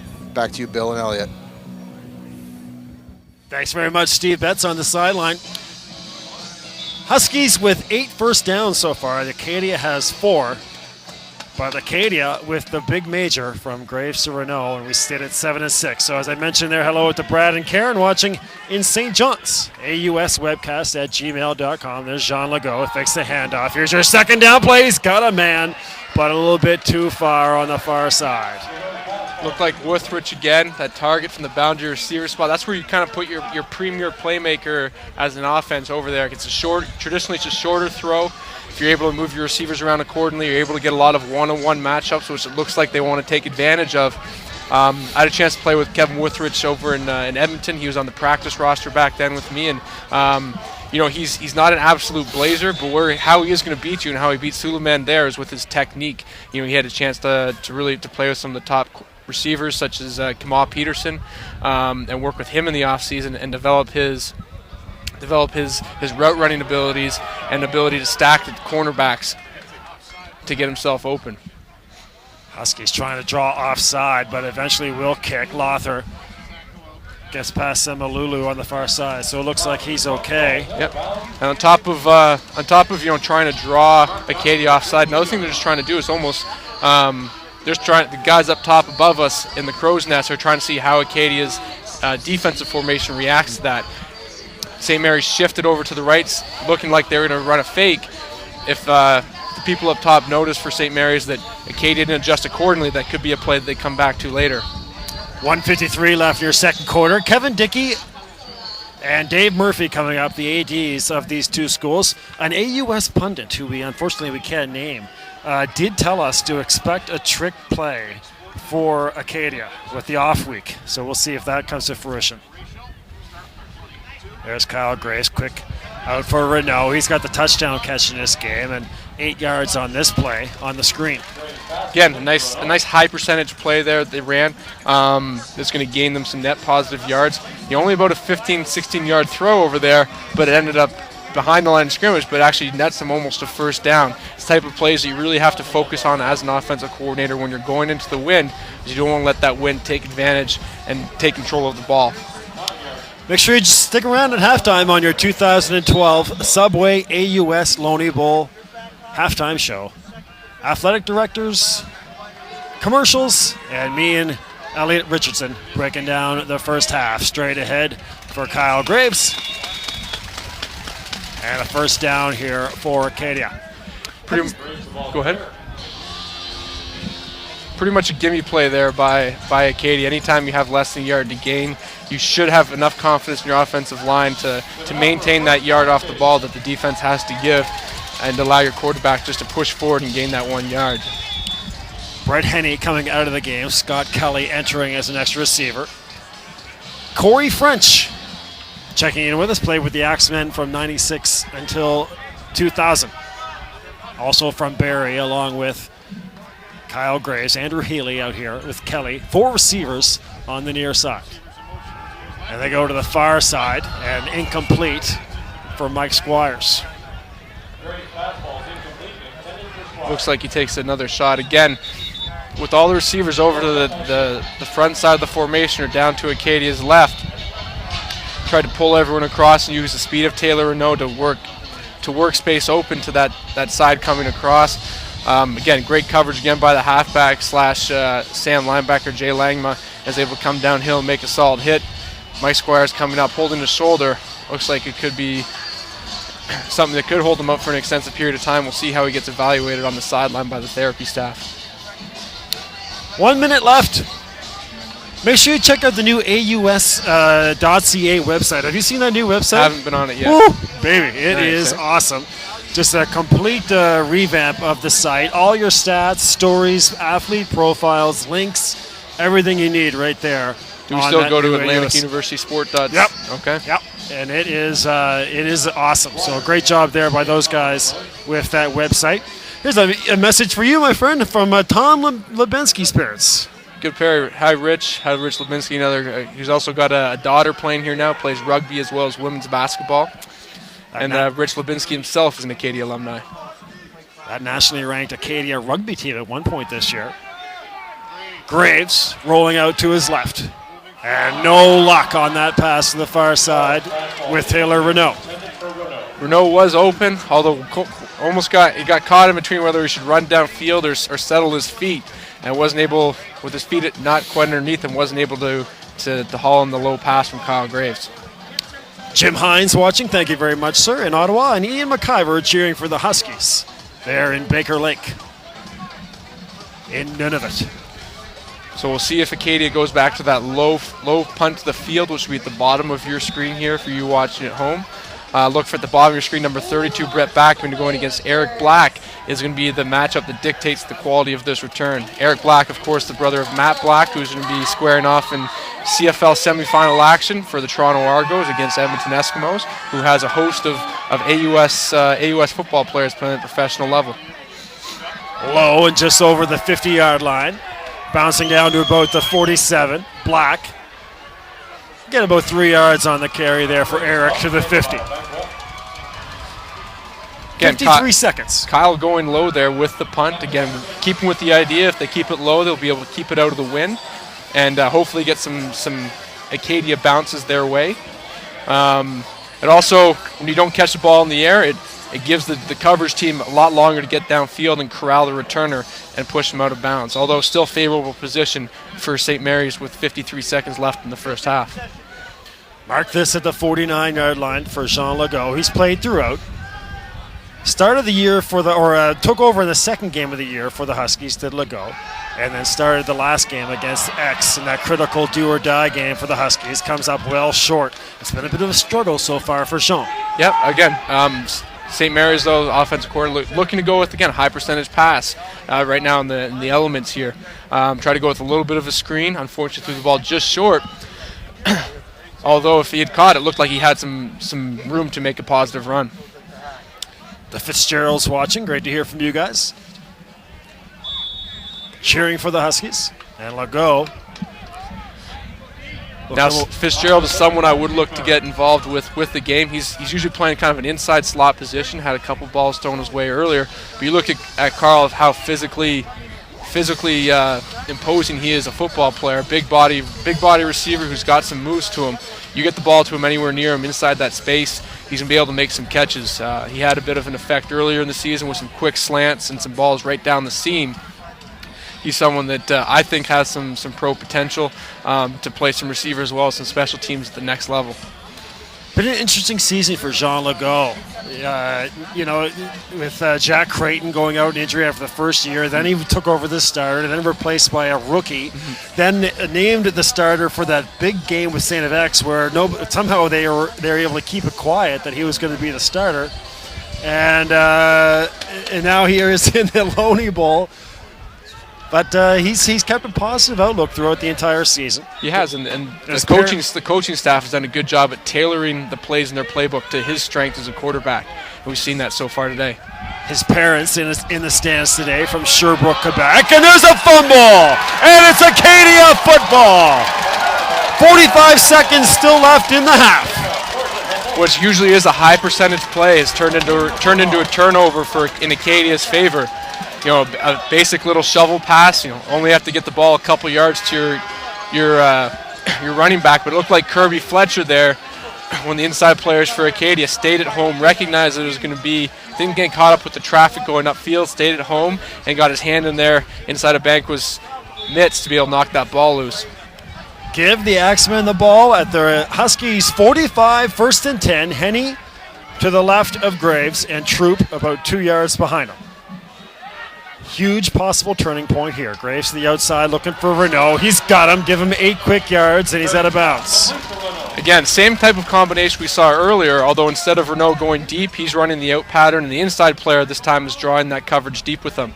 Again, it's a combination that Acadia likes to use consistently. It's one St. Mary's likes to use as well. We're going to see, have an extra bit of a focus on this next play to see how St. Mary's reacts. Although with a 2nd and 2, look for maybe Thomas Troop to take the ball here for a first down. Check. Here is 2nd and 2. Huskies defensive line dig it in. Box is stacked.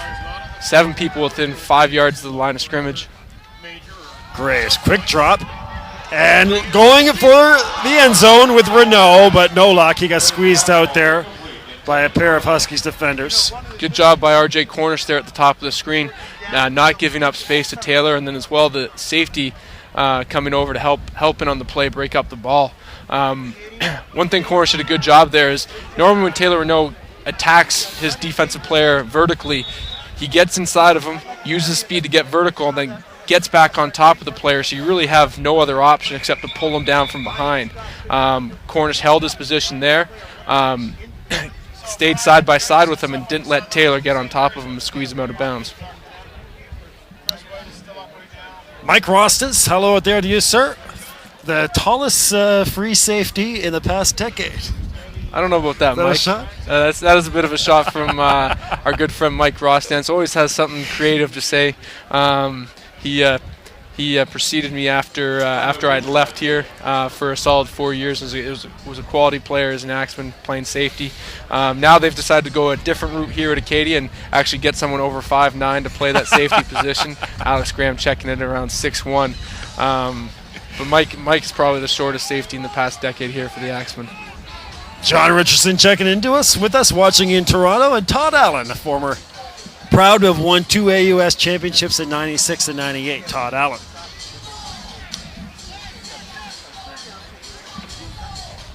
We got a question for the coach or for Elliot coming up here from Jason Works, watching there at about 3:30 in the morning in Korea.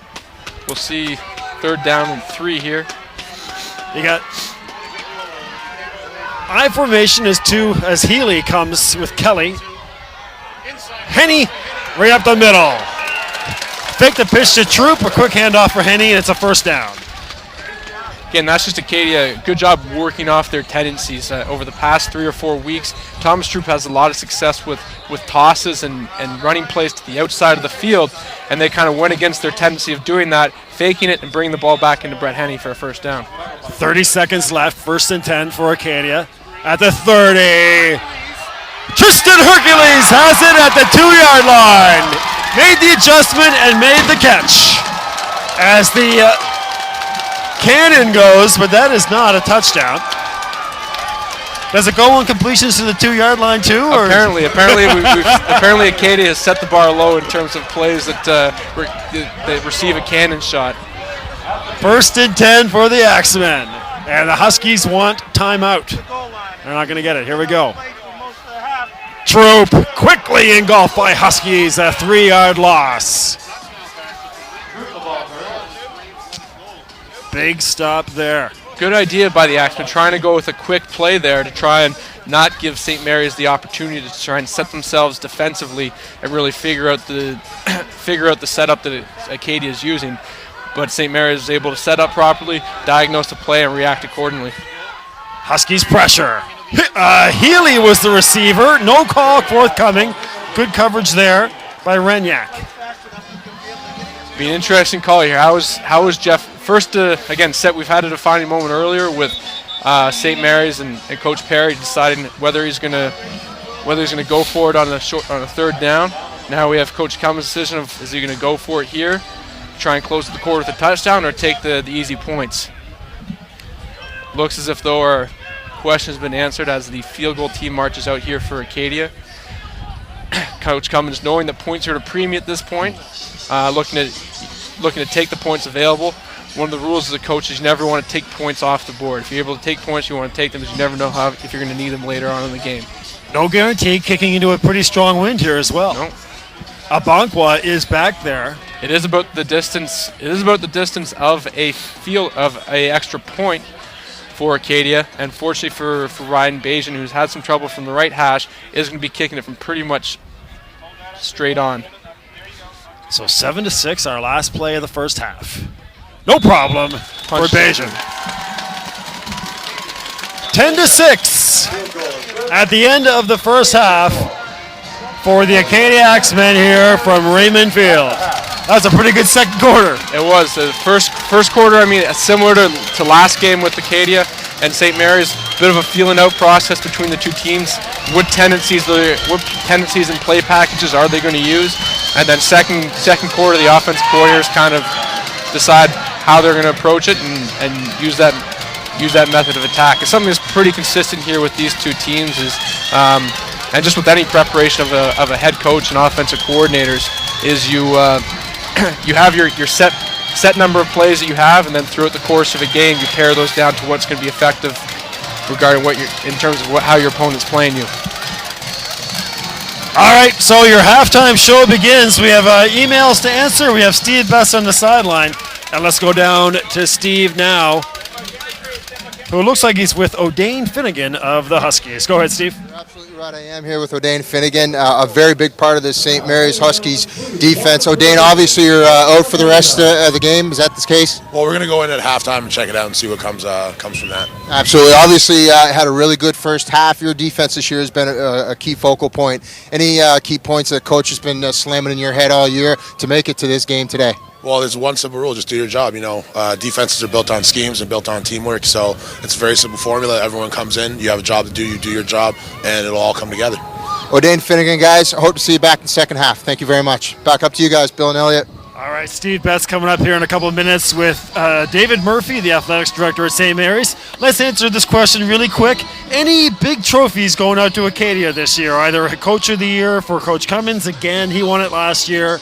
Heck Creighton for Kyle Graves. You see any of the Axemen getting big trophies this year? National trophies? We can maybe pare it down to probability of, and maybe knock it down by process of elimination.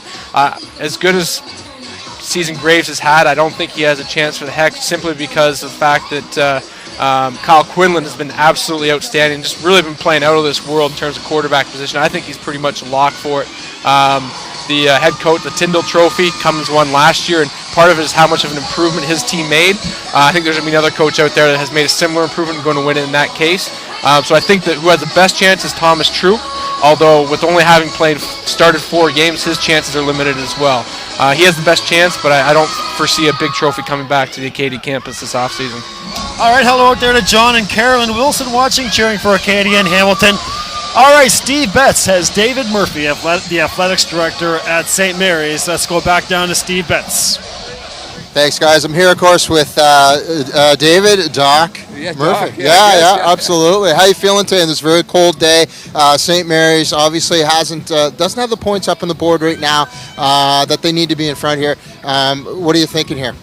Well, I think it's got a very fine football game going here today. And when you're playing against the wind, as both teams are today, you look for a little consistency in your running game. You hope like heck that you're going to get the break and not make the mistake. Because whoever makes the mistake, whoever blinks first, is going to lose this football game. Of course, sticking with the actual day today, Brett Lowther, one of the best kickers in the country, probably headed towards the CFL team. And, of course, Legault, the quarterback here. So you got two guys who are kind of key here. Do you think they're going to factor into the second half as well?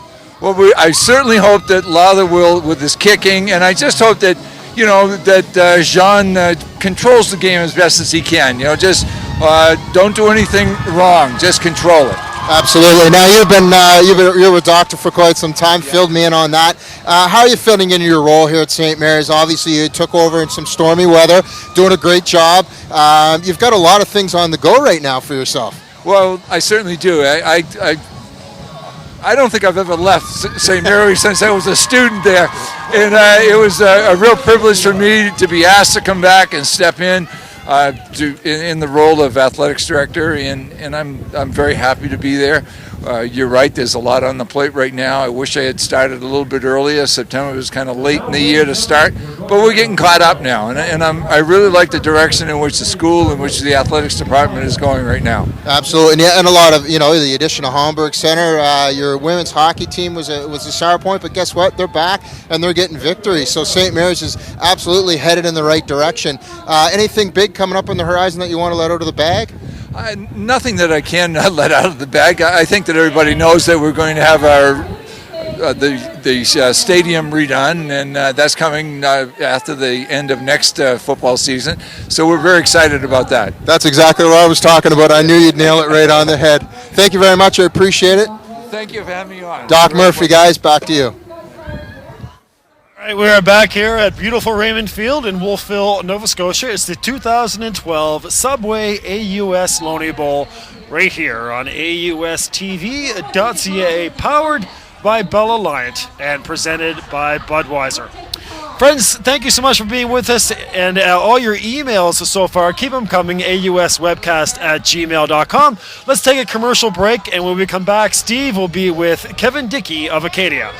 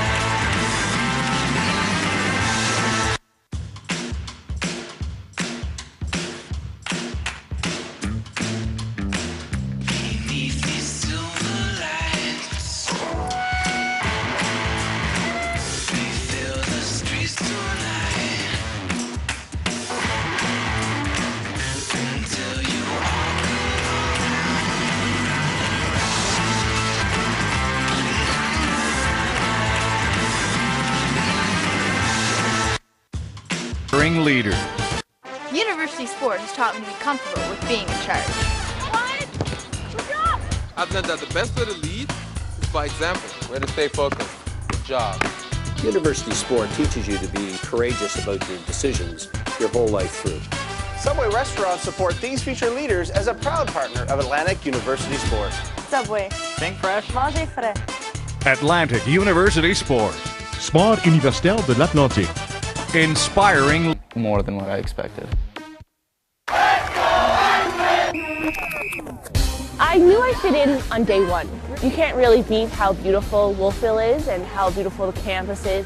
Program's awesome. Professors are perfect, and you can really get to know them. When you get to an environment like this and you have that kind of attention, you begin to believe in yourself. If you come to Acadia, you can go anywhere, and the anywhere gets defined by you. Literally just come here, it's great, life-changing, more than what I expected. Astronomy is just this endless laboratory sitting out there waiting for us. It's really neat to be studying something so different from what you can normally do. I developed a stock trading program that competed against 44 universities from all over the world. St. Mary's definitely changed everything. The history department at St. Mary's means a lot to me. I'm completing my honors degree and working at Pier 21. It's given me the drive to be something great rather than just something average. Astronomy. He's a bit excited. You gotta get fiber up. Fiber op TV is awesome. Cause if I'm watching upstairs and my brother's being all loud, I can pause it and unpause it anywhere else in the house. It's got Facebook and Twitter and all kinds of amazing new apps right on the TV. And it has the most HD movies on demand, people. Leader. University sport has taught me to be comfortable with being in charge. I've learned that the best way to lead is by example. Way to stay focused. Good job. University sport teaches you to be courageous about your decisions your whole life through. Subway restaurants support these future leaders as a proud partner of Atlantic University Sport. Subway. Think fresh. Mangez frais. Atlantic University Sport. Sport Universitaire de l'Atlantique. Inspiring leaders.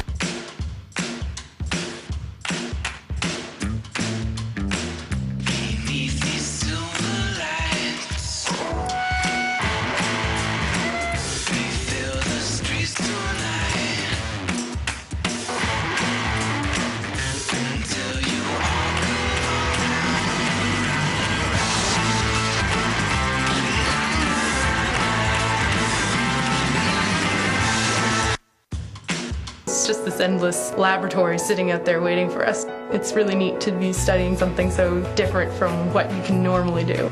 I developed a stock trading program that competed against 44 universities from all over the world. St. Mary's definitely changed everything. The history department at St. Mary's means a lot to me. I'm completing my honors degree and working at Pier 21. It's given me the drive to be something great rather than just something average. Astronomy is just this endless laboratory. I knew I fit in on day one. You can't really beat how beautiful Wolfville is and how beautiful the campus is. Program's awesome. Professors are perfect, and you can really get to know them. When you get to an environment like this and you have that kind of attention, you begin to believe in yourself. If you come to Acadia, you can go anywhere, and the anywhere gets defined by you. Literally just come here, it's great, life-changing, more than what I expected.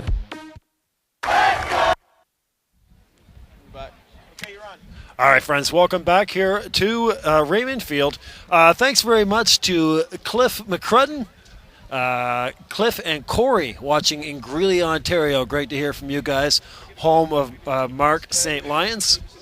Thank you very much for that email. Mike Henry, hello out there to you, sir.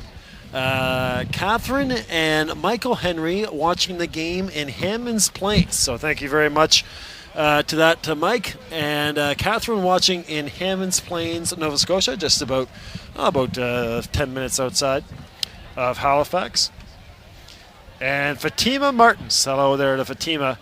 Jay Lange's mom, number 7, watching in Toronto. All 5 family members sitting around the computer. That's great. Thank you very much. Great to hear from you guys there in Toronto. We got Steve Betts coming up here to talk to Kevin Dickey, the athletics director, in just a couple seconds of Acadia. We just talked with David Murphy.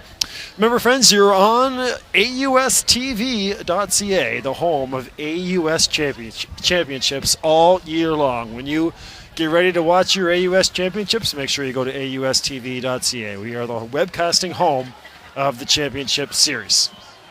Powered by Bell Alliant and presented by Budweiser. And remember, visit our major sponsor, Subway.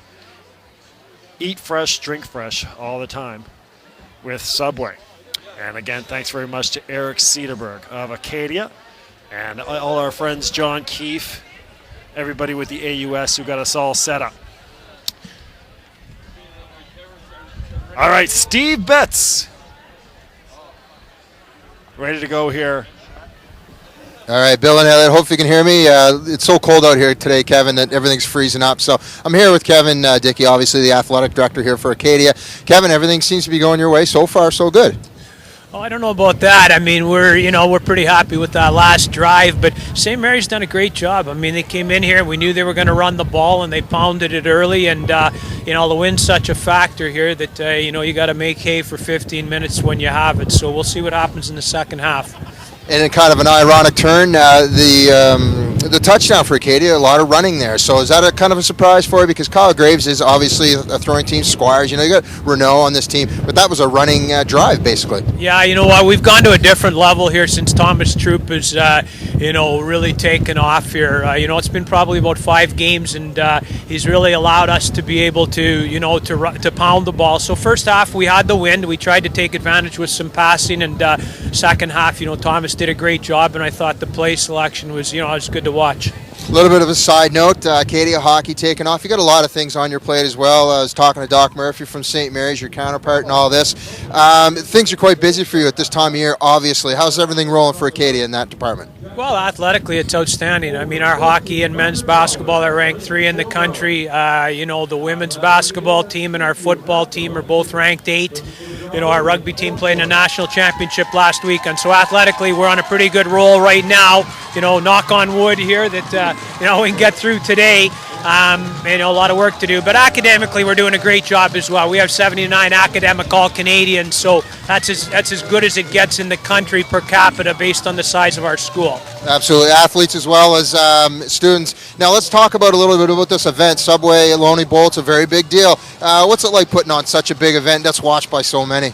Oh, it's outstanding. I mean, this is I was an athletic director at a different university here for 6 years that didn't have football, and I'll tell you what, you don't know what you have until you actually are able to experience what we experience in the fall, and it's just incredible. And I mean to earn the right to have the bye to host the game, and then to have the crowd on a nippy day like we have, it's as good as it gets. It's an unbelievable college town. There was a buzz in the air about 7:30 this morning, and it's very exciting.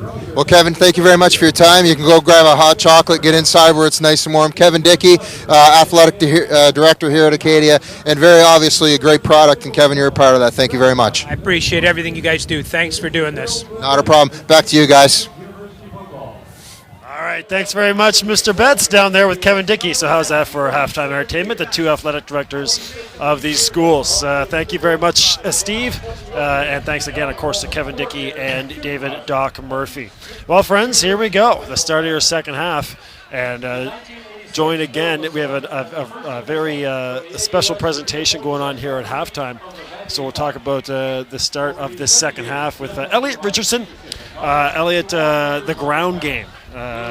Big there for the Huskies. Not big in points, but in terms of controlling the ball, keeping Kyle Graves on the field, as you talked about. Right. I would probably say that St. Mary's is somewhere that they're pretty comfortable right now. They're only down 4 points, one big play away from being in the lead, and part of that is due to one of 2 things. One, their running game has been able to control the clock, keep Kyle Graves off the field.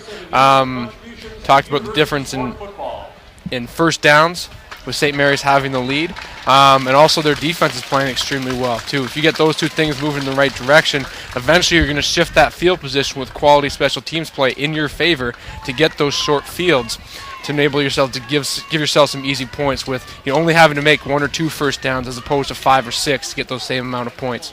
Safe to say the biggest play of that game could be maybe the fumble by the Huskies in the last minute, giving 3 extra points to the Acadia. Right. Points off turnovers, always one of the biggest stats you want to look at in sort of how a game is shaped. It's not always some turnovers do play a factor, but if you're able to capitalize off those are again free points that you wouldn't have expected, again because of short fields that allow you the opportunity of having to only put together 4 or 5 drive plays as opposed to 10 or 15 play drives. Kyle Graves, 7-14 for 80 yards. Jean Legault, this has been a struggle for the Huskies. 1 of 7, negative 5 yards for Jean. Huskies have controlled the ground game with 114 yards, led by Big Mike Dawes. But at some point, you get the feeling Jean Legault is going to have to make a few big passes if the Huskies are going to pull this thing out. He will, and they won't have to be difficult, huge pass. They just have to be the right type of play selection. Right now, the running game is working so well that, all the pressure in the world is not on his Jean Legault's shoulders. If the running game can continue, put him into, 2nd and 4, 2nd and 6 type things, then, very manageable throws. He has Fitzgerald. He has Kevin Woothridge. Good options that can work their routes inside the numbers, inside the hash marks, make much more manageable throws to enable to try to continue to move the chains. Again, look for some quick slants, quick seam plays for St. Mary's, as well as some screen passes to help move the ball down the field without the use of the running game. All right, so Acadia will get us started with a kickoff, and that is losing track here into the wind.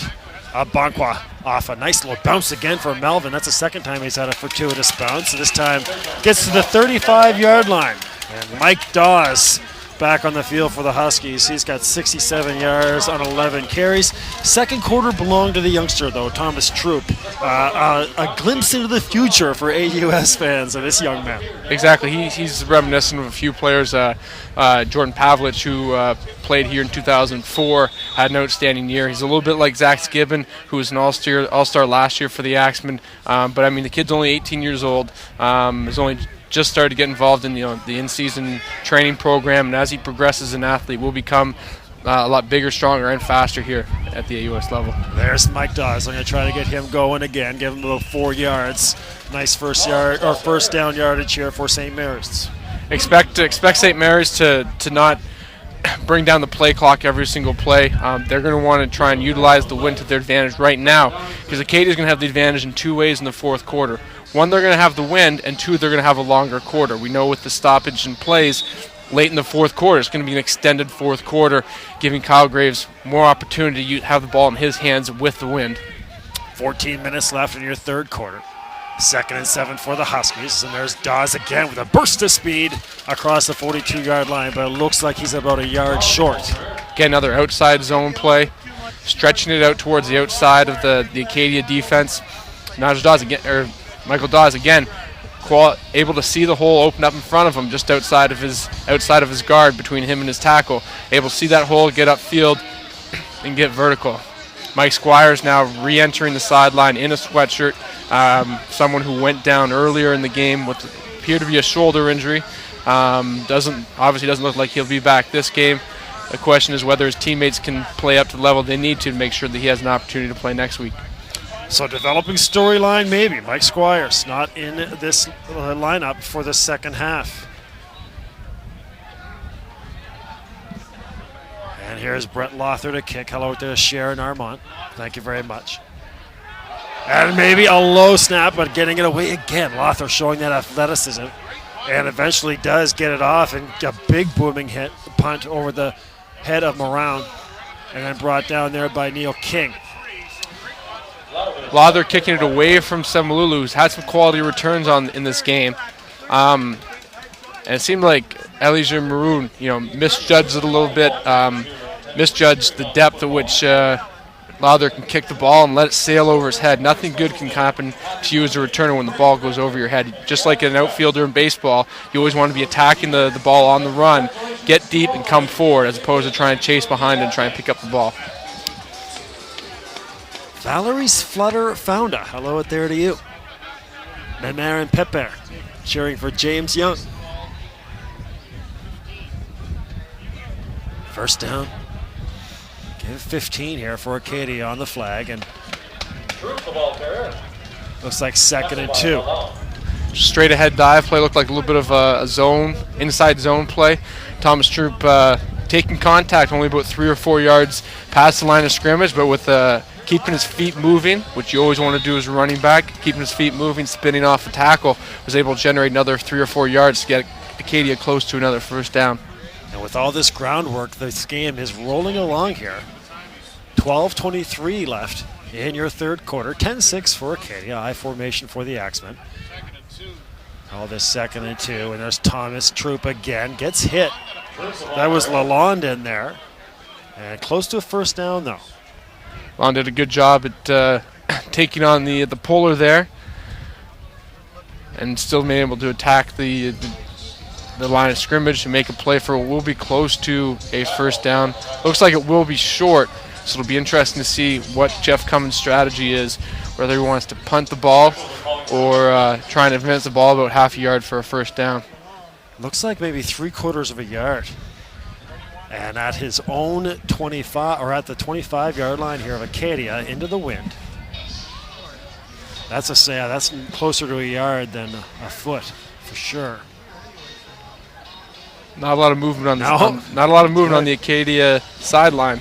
Looks like players retreating. Kyle Graves marching back onto the field. All right, so is Coach Cummins going to roll the dice here? Maybe that's a long yard too. This could be the biggest play of the game. Like you said, closer to a yard than a foot.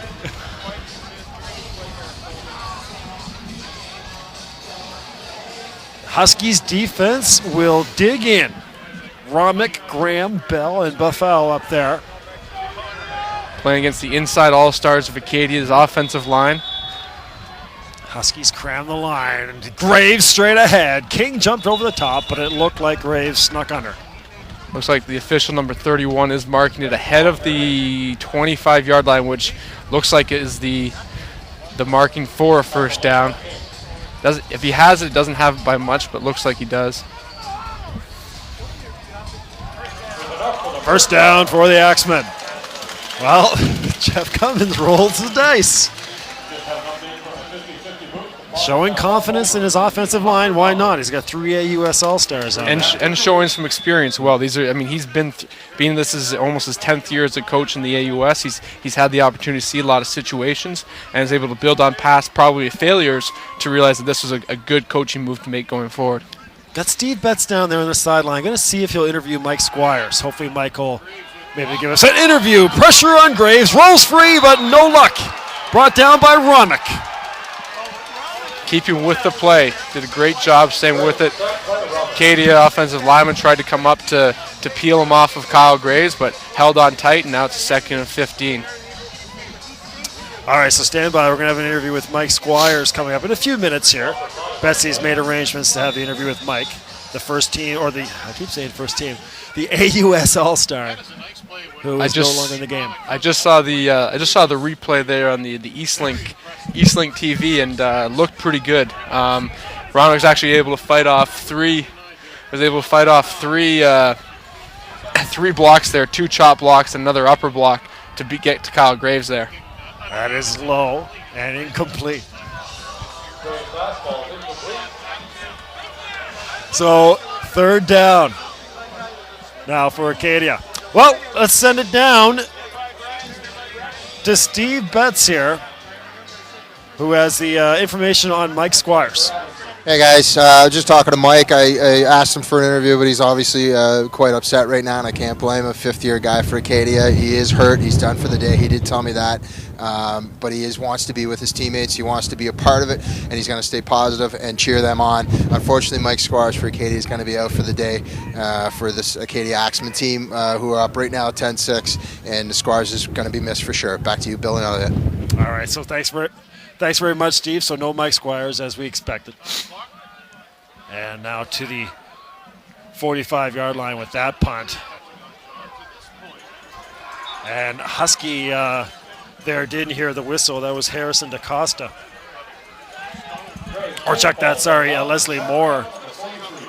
And Andrew Rowe there. Yeah. Andrew Rowe, I might even put that one Andrew Rowe. Andrew Rowe is known to mix it up a little bit with the opposing team. We saw him take a penalty earlier on, and he's a guy that tries to get under the skin of his opposing players, similar to kind of a Sean Avery type person. Will do those little things during the play and behind the play that never get caught, but always get a reaction from the opposing team. All right, well, the Huskies 1st and 10 from the 43-yard line. Legault and Abankwah. He's had a quiet day so far. It's been Dawes carrying the load, but give Melvin about 4 yards. Bank was coming and done a very good job at change of pace, which is, his primary role. Dawes will come in and be the physical, be the hammer, and Banquet comes in to change the pace a bit. What I haven't seen, which I expect to see a little bit of, is Banquet and Dawes at the game at the same time, and maybe line a Banquet up as a receiver and bring him across the formation, give him the ball in some fly sweep patterns, or put him into space at the flats. Maybe something they turn to later, but so far we haven't seen. Mark this at the 38.5-yard line. Call it second and a long 5 for Legault. Straight ahead. And that is going to be close to a first down. That looked like Ryan Zawacki, actually, running there. We'll wait to see. I thought I saw number 34. There's Mike Dawes. So many big Huskies running backs. Huskies, huh? Yeah. Talking to Coach Marchese over the week about, are we seeing the resurgence of traditional Huskies football with that big power back and the shifty little running back? And he said, let's not go there yet. But he says it is promising signs with that combination of Dawes and a Banquet. I know it's something that I had to get used to facing when I was playing for the Axemen. We played against players like Jacques Lambala, Alistair Blair, to name a few, big physical backs that would really wear down on you. And although they've been making some moderate gains here throughout the course of the game, what it does, it has this the snowball effect where the more gains they make, because they are bigger bodies, the more of a physical beatdown they put on the defensive players, and only leads to bigger and longer runs down the game. Big play here. This is 3rd and 1. Huskies will go. Legault, Dawes over the top, gets hit. And fell to his left and slightly forward. We'll see what happens here with the call. That's a spot, I should say. And it's a first down for the Huskies. As seen on their big TV by Bob and Norma Edwards. They got the computer hooked up to the TV. That's what you do right there. You get the computer, you get the HDMI cord, hook it up to the TV. And you get the HD signal from Bell going into the TV, essentially getting the HD feed right from their cable company. Invite the neighbors over, and they're good to go. Call that 2nd and 8 now on that carry for the Huskies. Nice little zone again. Dawes cutting it back against the grain, getting vertical, falling forward again. Could be signs of, Acadia's front 7 wearing down just a little bit. Because not only do they have to make tackles against the big running backs from St. Mary's, they also have to take on the big offensive line. That's the other thing I remember from my days, too, of playing against St. Mary's is, the 6'4", 6'5", 6'7", 300, 320-pound offensive linemen that just lean on you all game, lean on you, and eventually start pushing you, and you start giving up more yards. 4 yards on that first down carry. Here's 2nd and 6.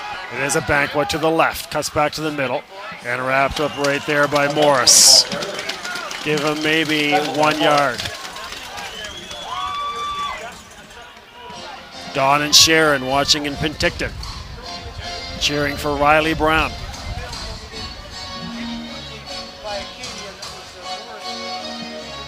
Well, here's Brett Lothar again. He's made 2 field goals so far at 35 and 49 yards. With a little over 8 minutes, there is a possibility you could see a fake. There are some. Kevin Withrich can throw the ball, and there are some players like Fitzgerald out there that could get into the secondary to make a catch here. You're just starting to hear some Acadia coaches say it, just what you said, but Lothar will come through and connect on his 3rd field goal of the game. This one from 33 yards. Again, showing why we talked about it earlier, why the CFL scouts that have made it to the East Coast this fall are interested in him as a potential pro kicker after this season. Lothar was 16 for 20 on the season for field goals. Had one game against Sherbrooke where he hit 5 of 5 from 38 to 43 yards, respectively. Just an incredible day. I think he's 2 for 3 today. He's only missed coming from 55, and a kick that looked like it maybe got caught up in the wind. Even though he was kicking with the wind, sometimes the wind here at Raymond tends to swirl, and looks like it kind of caught up in a swirling, changing direction wind, and just fell short. So 7:45 left in your 3rd quarter. It's a 1-point game, 10-9 for Acadia. Handoff play and give about 7 yards here. Actually, on the first down maybe for Acadia. Depends where they give Depends where they give progress. But look like Eli Prochnow, who's a converted quarterback, getting the ball in the fly sweep there. Just a little bit of a change of pace that they can do with Eli. We talked a little bit about potential trick plays. That could be something if they continue to rep. If Acadia continues to rep that fly sweep, if they're able to hand the ball off behind him to Eli, he'd be eligible to throw the ball downfield. First down for the first touch of the game for Eli Prochnow. And to give Acadia the ball at the 45-yard line. Taylor Renault, Andrew Healy over here on this side. I formation for the Axemen. Henny in motion. Hand off to Thomas Troop. Gets tripped up on his own teammate there. Again, Nigel Rodmick, again, the disrupting force for the St. Mary's defensive line. We talked about him earlier, beating 2 cut blocks and a third block to try and make the sack on Kyle Graves. There he penetrated and kind of blew up the pulling guard there. Forced Thomas Troop to readjust and slowed his progress down before he get upfield. And that's something you learn as a defensive line is when you encounter a pulling guard, you want to try and take it on and force the running back to spill it, meaning run the hump around the block to give your defensive line and linebackers a longer opportunity to get upfield and make the play. Hello out there to Laura, cheering for Melvin Abanqua. Melvin, what a year he had, 632 yards on the ground for the second-year player. As we're at timeout here. He's been a productive force so far on the ground today. Hasn't been too much of him in the return game, which he does make a large impact. Acadia's did a good job at keeping the ball away from him. They haven't really had to contain him simply because they just haven't given the opportunity to beat him by kicking it out of bounds, kicking it low. All right, well, let's head down to Steve Betts, who I think is with a fan down there here in Acadia.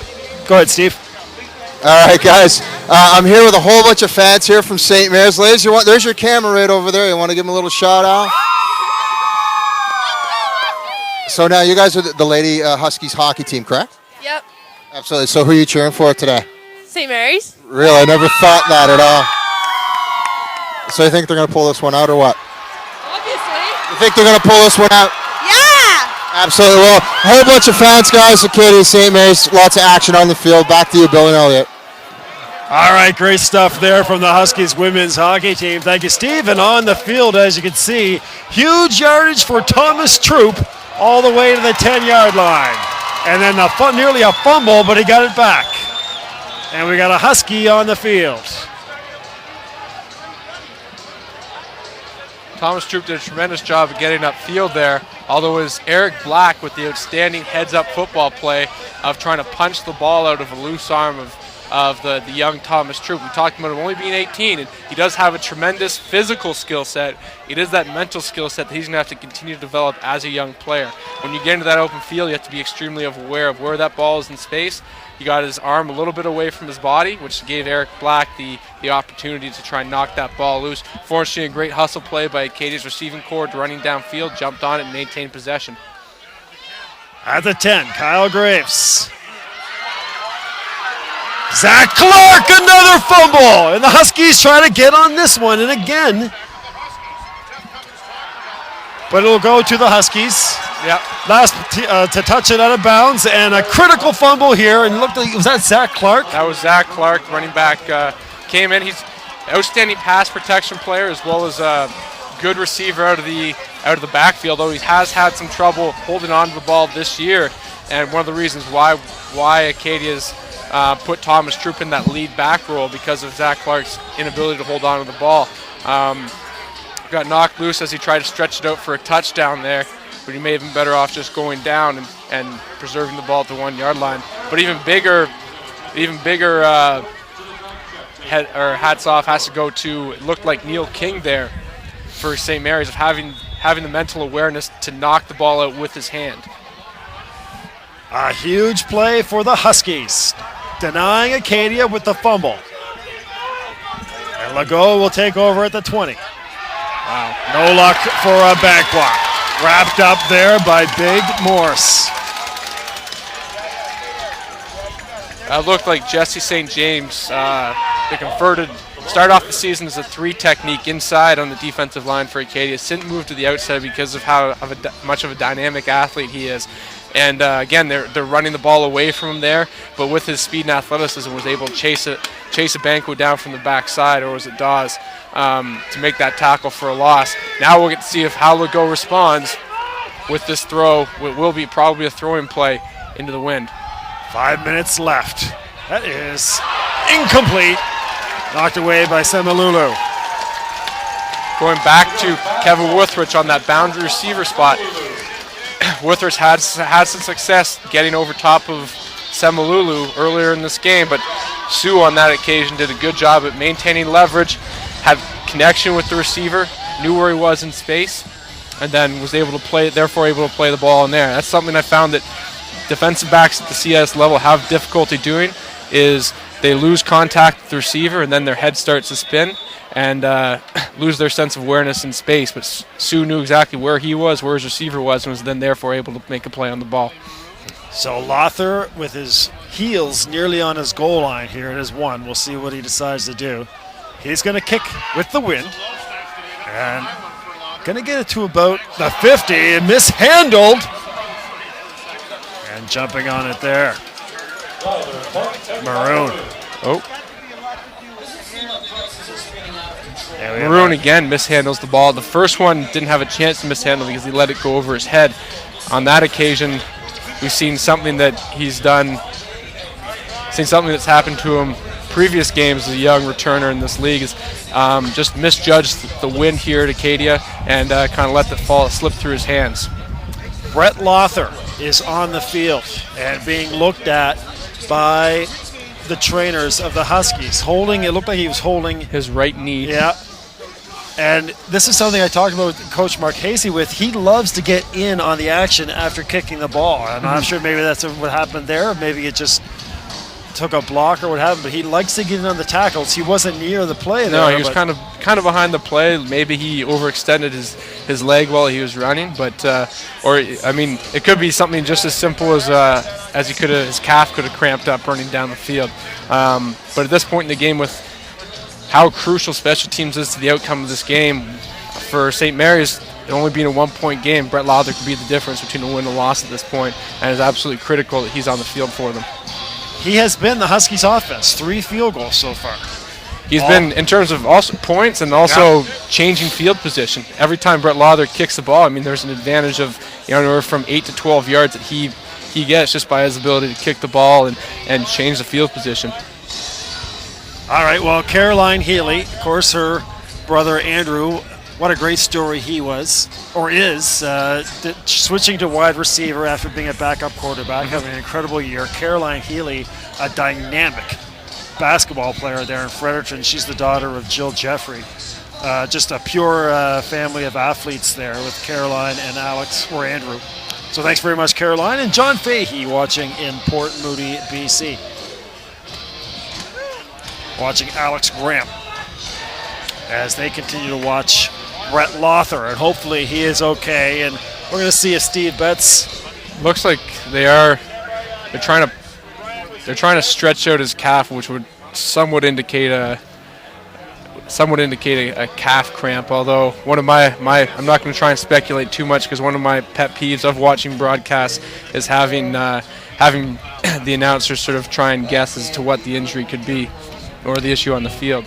But just going back to Andrew Healy, and his change from quarterback to receiver, what really brought that on was last year Acadia played Dalhousie in a scrimmage with Acadia's non-dressers, get a chance to sort of play an exhibition role and see what they're made of in a game situation. It was Andrew Healy returning kicks that really caught the eye of the Acadia coaching staff, and they thought in the offseason, hey, this is a guy we might be able to use as a receiver, more so for those fly sweep patterns. But then they realized the kid can catch a little bit too, and has really evolved into a starting receiver. So. And my mistake, that's Dave Saburn on the field. So Dave Saburn on the field, and he's being helped off. That's still big news for the Huskies, but hopefully he's okay. Let's go down to Steve Betts on the sideline. Hey guys, only fair. I saw some St. Mary's fans down there. We got a few Acadia fans right here in front of us. What's your name? What's your name, sir? I'm Blake Perry from Shelburne. Heidi Barron from Shelburne. I'm Jody from New Glasgow. America from Sussex, New Brunswick. I'm Alex from Port Perry, Ontario. Wow, so Sussex, Ontario, Shelburne, all sorts. You guys are students here, obviously? Yeah. Yes, I am. And are you going to study it all today, or is this it? You're just coming out here to have some fun? You're going back to the dorm to study, aren't you? Yes. So there you have it, Mom and Dad, working very hard at having some fun here at the football game and going to be studying later, I assume. Awesome. So as you can see, there's quite a bit of red and blue out here. Back to you, Bill and Elliot. All right, thanks, Steve. Back here with Kyle Graves scrambling, and he gets about 5 yards. So, and actually, this time Kyle was able to avoid the rush of Nigel Romick there, but looked like Prince Buffo came in late and tried to, knowing there's some ball security issues going on, tried to knock the ball loose there. So just to confirm that injury, again, I thought I saw Brett Lother, but it was Dave Sabrin, and we're watching him over there. He's trying to stretch it out, so hopefully Dave's going to be okay. He was big for the Huskies in the tail end of games. Yeah, getting some late carries. And it looks like, I mean, he is playing, looks like that up back position on the punt team. And anytime, you bring a new player, and there's always the issue of potential chemistry issues coming into play, or people aren't too familiar with their roles. Brett Henney straight ahead.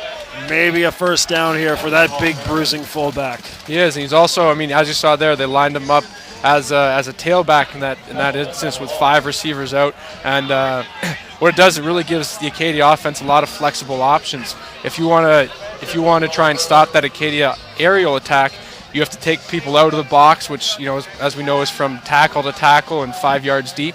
You take an extra player out of there. Now with a guy like Brett Henney, who can pretty much break 1 or 2 tackles, you pretty much put in an advantageous position to run the ball. He's about 245 pounds and one of the most physically imposing people Acadia's ever had on campus here. If you give him the ball, he's guaranteed to fall forward for yards. 3:41 left in your third quarter. 10-9 for Acadia. It has been a dandy.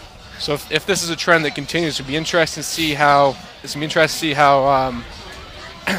the St. Mary's defense reacts to it, whether they're going to keep 7 people in the box, or whether they're going to take that and make it a 6-man box against Brett Henney. It's something that happened last time these two teams played, and Brett Henney had lots of yards down late in the game.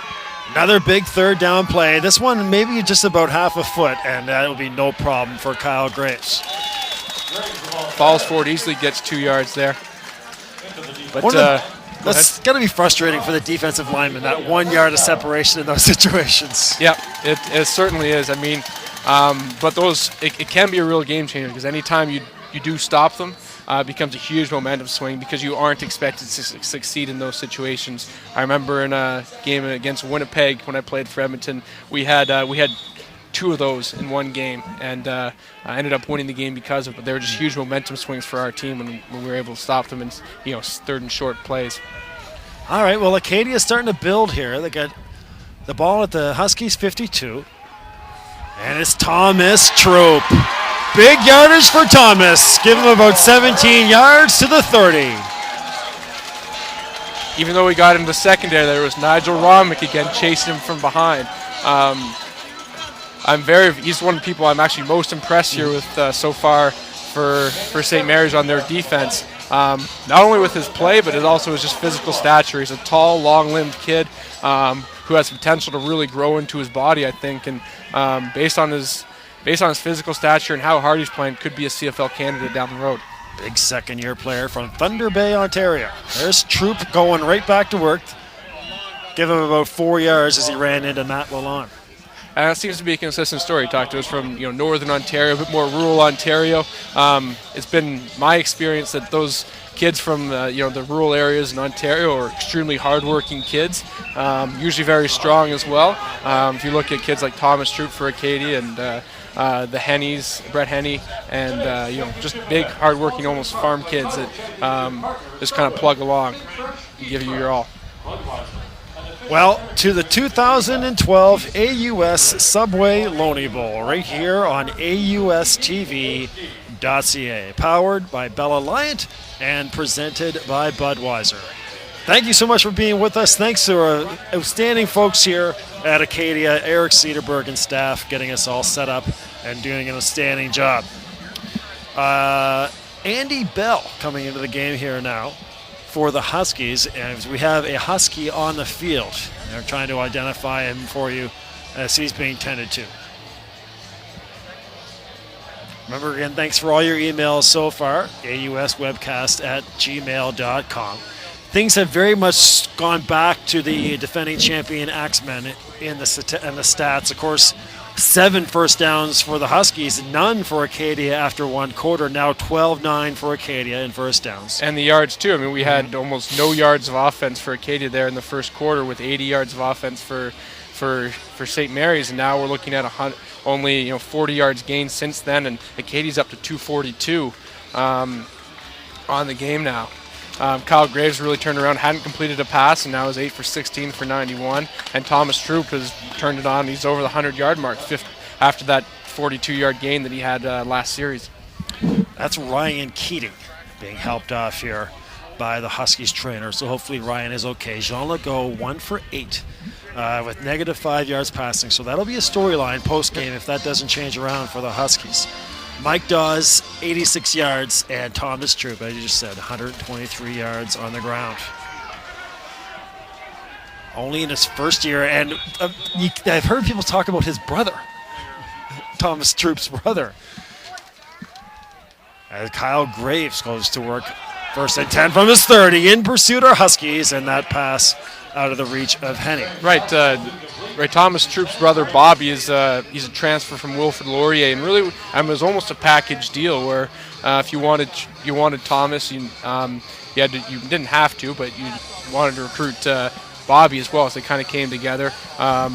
Bobby was originally at Wilfrid Laurier, like we said, and they have family members. I believe it's their father, their uncle, who played at Laurier, and then eventually progressed to CFL as a running back, fullback. And for whatever reason, Bobby decided he wanted to leave, and the Troops decided to come to bring their talents to Acadia, and have really fit in, from my understanding. 3rd and 7. Acadia really rolling the dice here, and they're going to try it with Troop. Pursued by Huskies. He won't get there. Gets to about the 25-yard line.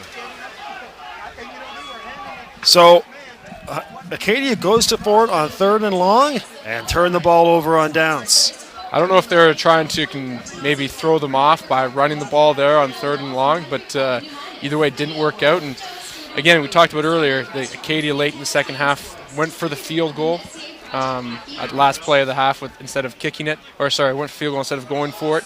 I mentioned that you don't want to take points off the board. That's a time right there where you don't want to take that point off. If anything, maybe you even want to give Kyle Graves the option to punt it through the end zone and take that single point there. So Huskies taking over at about the 28-yard line. Legault again, a little hitch and double coverage over there on the far side, and no luck with McGee. Semalulu was over there along with another Acadia defender. Cam Wade helping over top. Looks like they're playing a little bit of a cut coverage. So playing the corner low and playing the halfback high over top.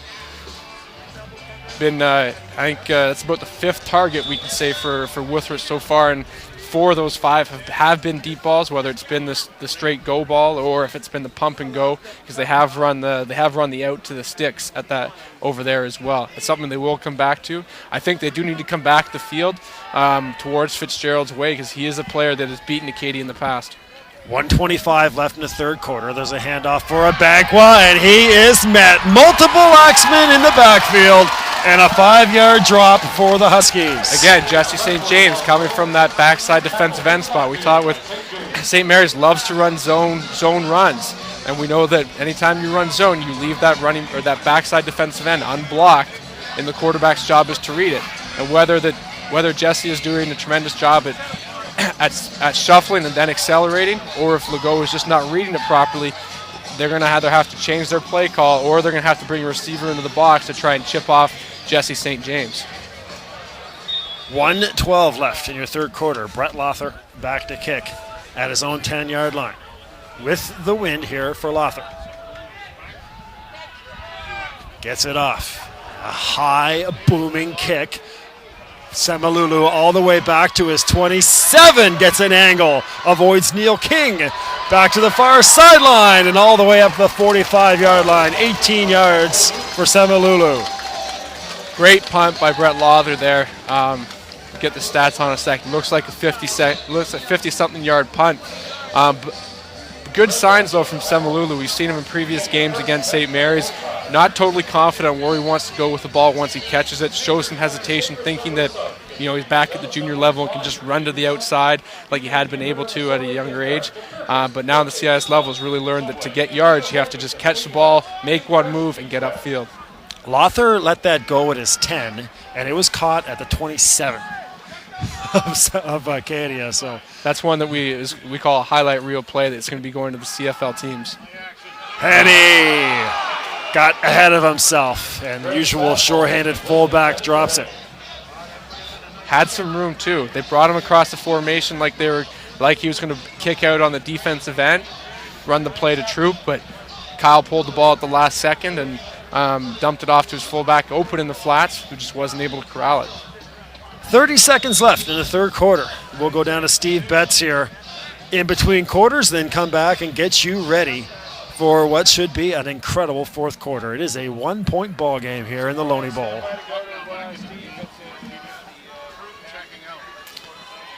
Second and 10 from the 45 for Kyle Graves.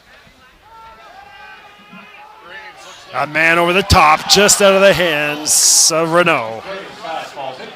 Graves knew he had him. There was a window there where he could make it.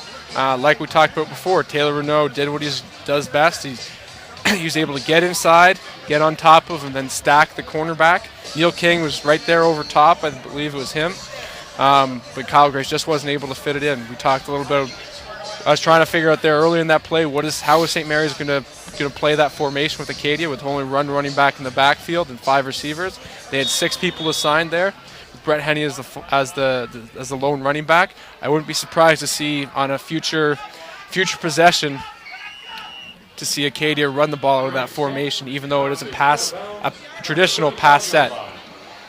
There's our last play of the third quarter. The Huskies will take over at the 35-yard line going into the wind. Acadia will have it at their backs, leading 10-9 as we come down the stretch of the Subway Loney Bowl. Steve Betts, what do you got for us down there, my friend? Well, guys, not a whole lot to report other than a back-and-forth battle here. One significant injury, surprise, surprise, another injury. Ryan Keating, the 6'6" D lineman for the St. Mary's Huskies, is having a little bit of trouble. Upper body injury, shall we say. It looked like they were checking his neck, his shoulder, and a little bit of his head, too, so he might have got a hit from the side or whatever the case might be. Losing Keating and losing Finnegan already is going to be a big blow to this St. Mary's run defense. So down here on the Acadia end, everything seems to be running smoothly. I think they're just wondering when the next big play is going to come for them. Back to you guys. All right, thank you, Steve. Here we go. 10-9 for Acadia and St. Mary's now. And yeah, if you're the Huskies, you think, well, this is the side of the field we were on when we were moving the football. We didn't score a lot of points, but they did run the ball very well there in the first quarter. And it is going to be something they're going to have to rely on going into the win. I'm a little bit surprised that they didn't try and open up the play selection a little bit more.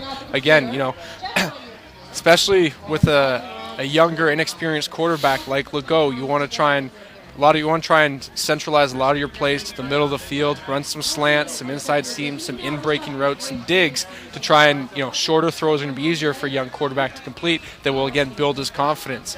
Again, you want high percentage passes. They're going to yield, medium to big gains, and that's something I expect the St. Mary's to come out and try in the third quarter when they had the back at their wind. It's going to be a little bit more challenging, and if they get down any more points, it's going to almost force them to have to throw the ball. The 2012 Subway AUS Loney Bowl right here on AUSTV.ca, powered by Bell Alliant, presented by Budweiser. Here we go. First and 10 for the Huskies from the 35. Legault hangs off to a Banquet. And no room much thereof, I should say, for a Banquet. He does get about 2 yards. A little zone counter play there, but good penetration by the front 4 of Acadia to try and tangle him up and make him slow his feet, allow the rest of the Acadia defense to come to the party to make a tackle for a 2-yard gain. Hello out there, Alex Troop. Cheering on Thomas, of course, there in Alston, Ontario. Thomas's father, Alex, played linebacker for the Ottawa Rough Riders. Now, of course, it's the Ottawa Rough Riders. Right. That's 2 words there. Two words. Troops. Saskatchewan has the 1 word. So no luck for the Huskies on that second down.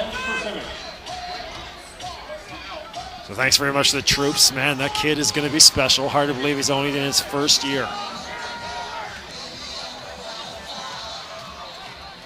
The AUS Rookie of the Year. Again, a quick little stop route there by St. Mary's. Not the best designed play. You want a play that gets you a little bit closer to the sticks. Even if you are going to throw it short, you want maybe a bit more of a dynamic play like a slant that a player can catch on the run and advance it for a first down. Oh, Maroon again. It has been a circus for him returning these or fielding these kicks when he gets to the go. It's been the same thing all year with him. Is anytime the ball's in the air with Ellie Maroon under it, it's going to be an exciting time. Well, he got it under control and at the 49-yard line. Looked like it could have been close to two things. Could have been close to a penalty for no yards. Also been with how high it went and how it started to come back on them. Could have been a situation where the ref could have blown it dead to try and preserve player safety. Hello out there to Riley Brown's brother, Davis, watching near the rig, or on the rig near Fort St. John. So hello out there to you, Davis, watching on the rig there near Fort St. John. Great email. Thomas Troop right back to work on cue and give him 12 yards. Makes a couple nifty moves, and most important, after you make a nifty move, you have to make sure you get vertical. You can't spend too much time dancing as a running back. You need to make sure you're always gaining positive yards. Did a good job of finishing it by putting his shoulder down on the safety who brought him down for approximately a 15-yard play. From the 48. That's Healy in motion. Handoff again for Thomas Troop. They are working him. And no luck this time. Maybe a 1-yard loss. Hello to Carolyn Rector, sending a big shout out to the women's volleyball team watching in the end zone here. And that AUS women's volleyball team, the Acadia, got that big win last night. They did. Well. Got taken to a fifth set, but were able to really show their confidence as a young team. They're able to kind of close it out as part of a four-sport win yesterday for Acadia Sports, Acadia Athletics. The volleyball team under a new head coach this season. Graves deflected and intercepted. Eric Black's got it. And still has it across the 50 to the Acadia 50. And who makes the tackle but Kyle Graves? And Graves, some extra shots after the tackle. One of the biggest plays of the game. Eric Black off the deflection with the interception. And the Huskies in business at the 37-yard line. Great play by Eric Black to undercut that route and pick the ball off of a tip. One thing I learned from my experience is picks usually occur on two types of plays. One play is overthrows, the other one's tips. He did a great job at running to the ball, hustling, and settling under it for a pick. Let's see how St. Mary's reacts now. So you can hear the Huskies fans starting to get their swagger on. Here are the Huskies on 1st and 10 from the 37. Abanqua slips and brought down by multiple Acadia defenders. Fletcher was in there, Laycock. Good stout play there from the Acadia defensive line, which has steadily improved over the course of the game. Maybe gaining confidence knowing the fact that regardless of the situation, St. Mary's is going to run the ball. Be an interesting decision what Perry Marchese is going to be doing on this play. They are within Lawther's range here if they don't get the first down, but it will be a deep kick against the wind.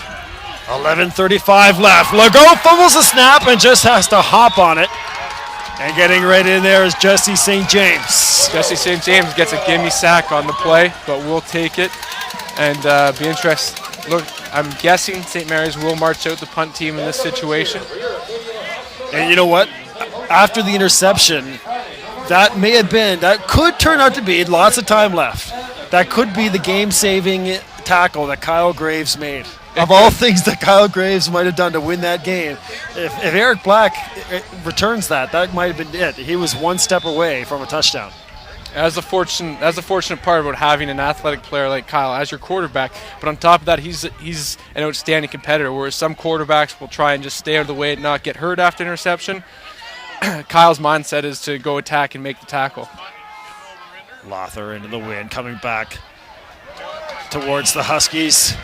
Smart play by Brian Jones. Brian Jones, although he's playing corner on that play, responsible for blocking St. Mary's gunner, saw the ball bouncing, knew there was a player within the five-yard halo, picked it up, and results in the flags being thrown against St. Mary's. Smart play by the first-year player out of Halifax.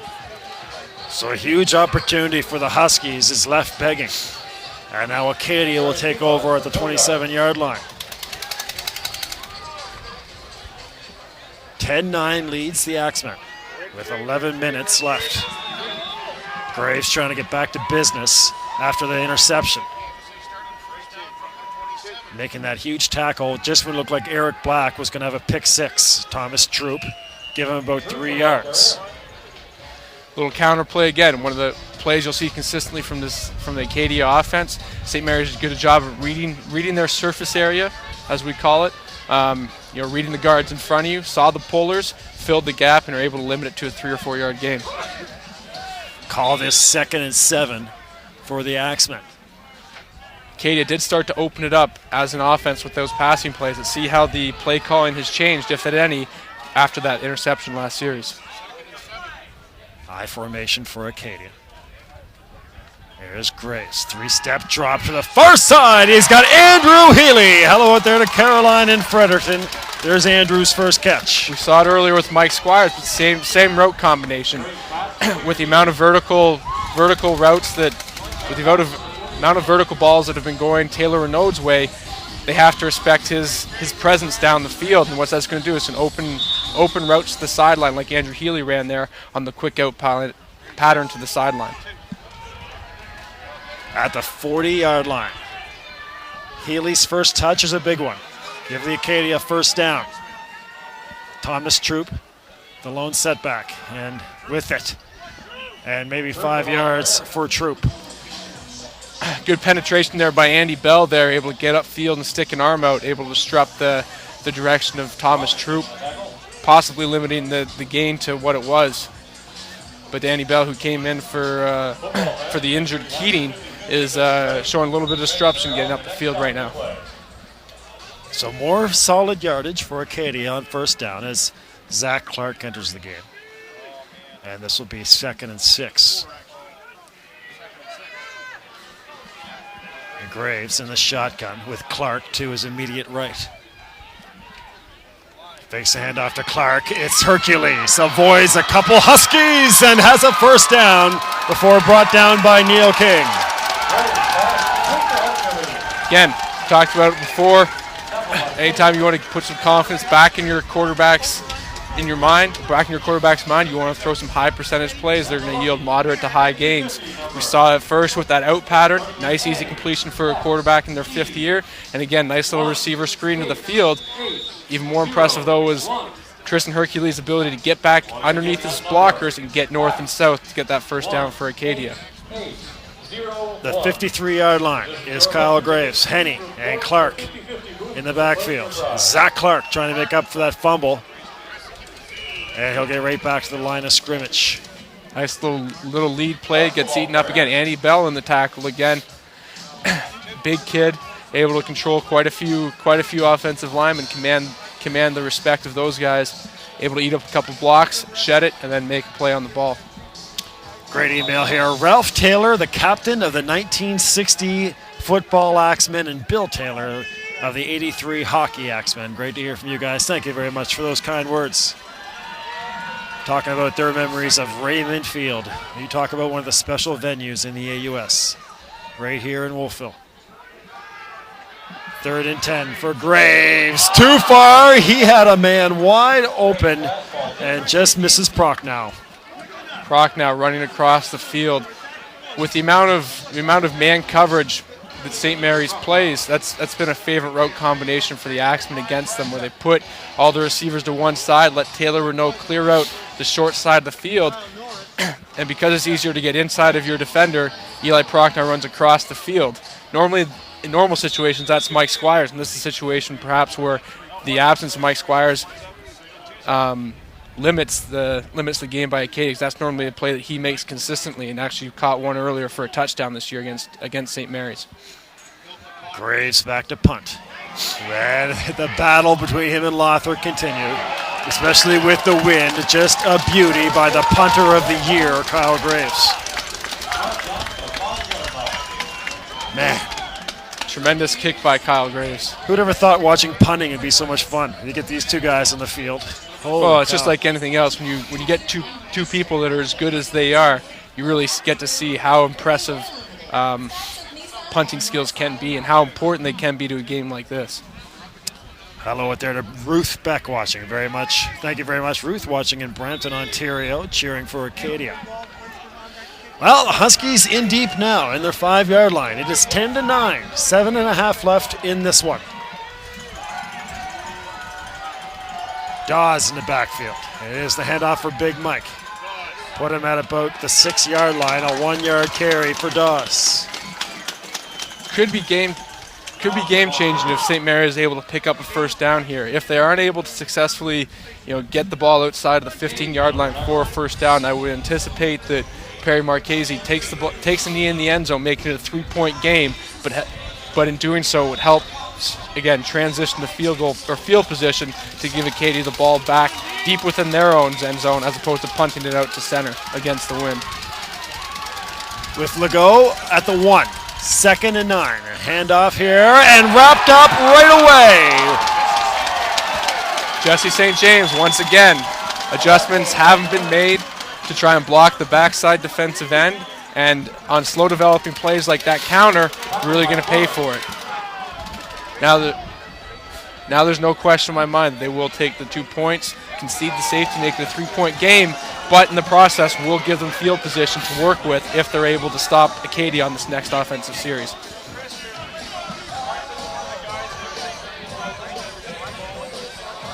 Well, no luck for the Huskies. And in his end zone stands Brett Lothar. And he will take.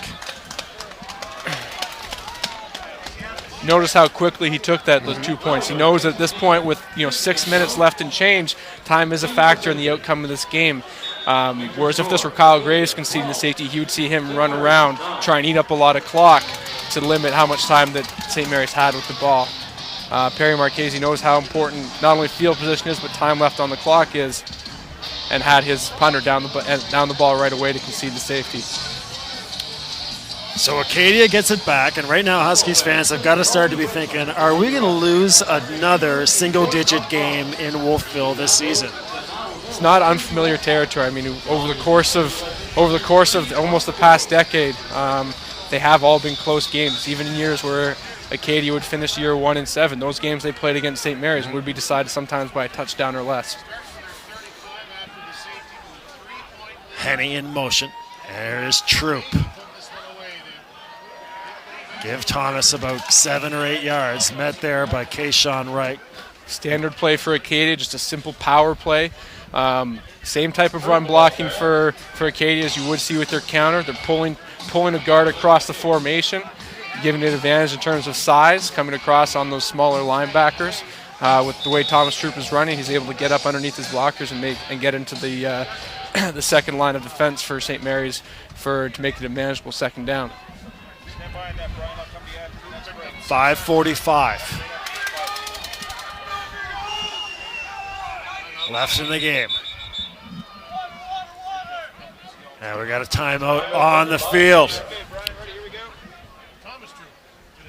Well, set your scoreboard for you. 12-9 here for Acadia.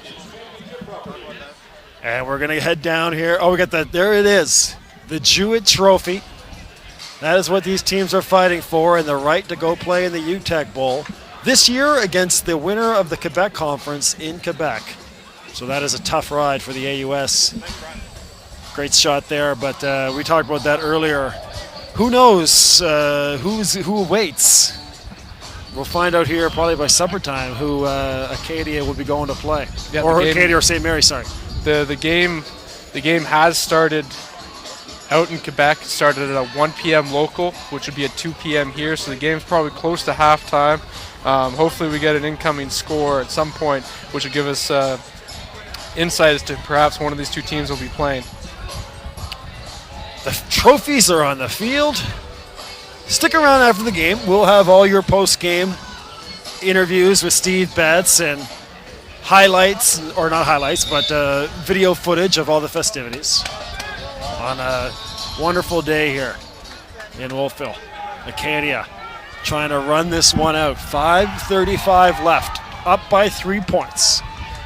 Henny and Troop in the backfield, and once again it's Troop. And once again he has big yards and a first down for Acadia to the 50. Renyak got in there on the tackle.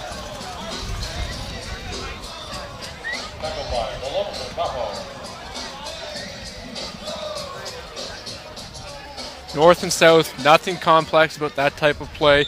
That's what Jeff Combs would call, Acadia football. As good as their receivers have been the past few years, Acadia likes to pride themselves on being able to run the ball and run the ball physically. Hercules, the receiver, on the near side. And once again, it is Troop. And once again, big yards. Give him 13 yards now for the youngster. Again, power, another power play, pulling the guard, one of the offensive all-stars here for Acadia, Colin Murray, pulling them across the formation. Allow an extra big body, 300-pounder to get upfield, giving room for Thomas Troop. We talked about how sometimes these runs can almost snowball, where you may not gain a lot at first like Acadia was, but as the defense becomes a little bit more worn, the runs start to become longer and longer because you become more fatigued. Well, if this game is the coming out party of Thomas Troop, what a festivity it has been. Man, oh man. 2 yards there for Henny, maybe at the most. 162 yards for Thomas Troop on 23 carries. I think at this point right now, you're looking at Thomas Troop right now being maybe the favorite for, if Acadia is able to hang on the winner of perhaps the MVP. And then for the St. Mary's side, it's a bit of a toss-up. Michael Dawes has been the workhorse all game, although you've had that, perhaps again, game-changing interception by Eric Black, which really stopped the strong offensive drive by Acadia and has kept them in the game. You could argue that if he wasn't able to intercept that pass, Acadia would have put more points on the board. He's also made a few plays on the ball earlier in the game, and Eric Black could be in consideration as well.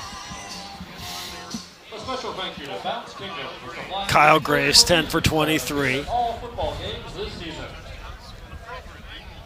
Passing. Had the one big hook up there with Taylor Rennell for a 20-yard catch. Has missed him on a few other ones.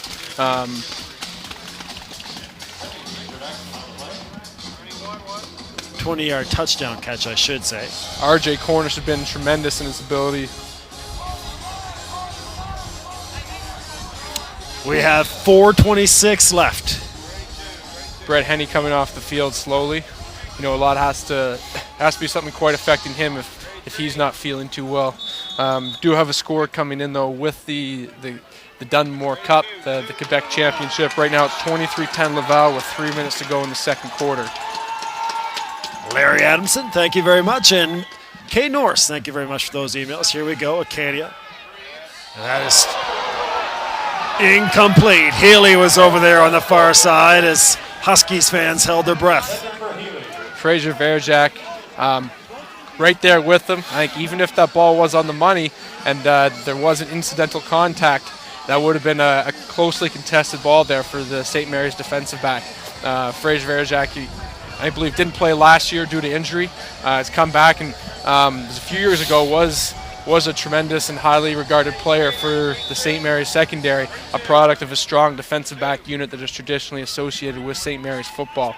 Devin Murphy, before becoming the defensive coordinator, was the DB coach while Dan Laramie was here, and is known for producing strong defensive backs because of his attention to detail and focus on technique over anything.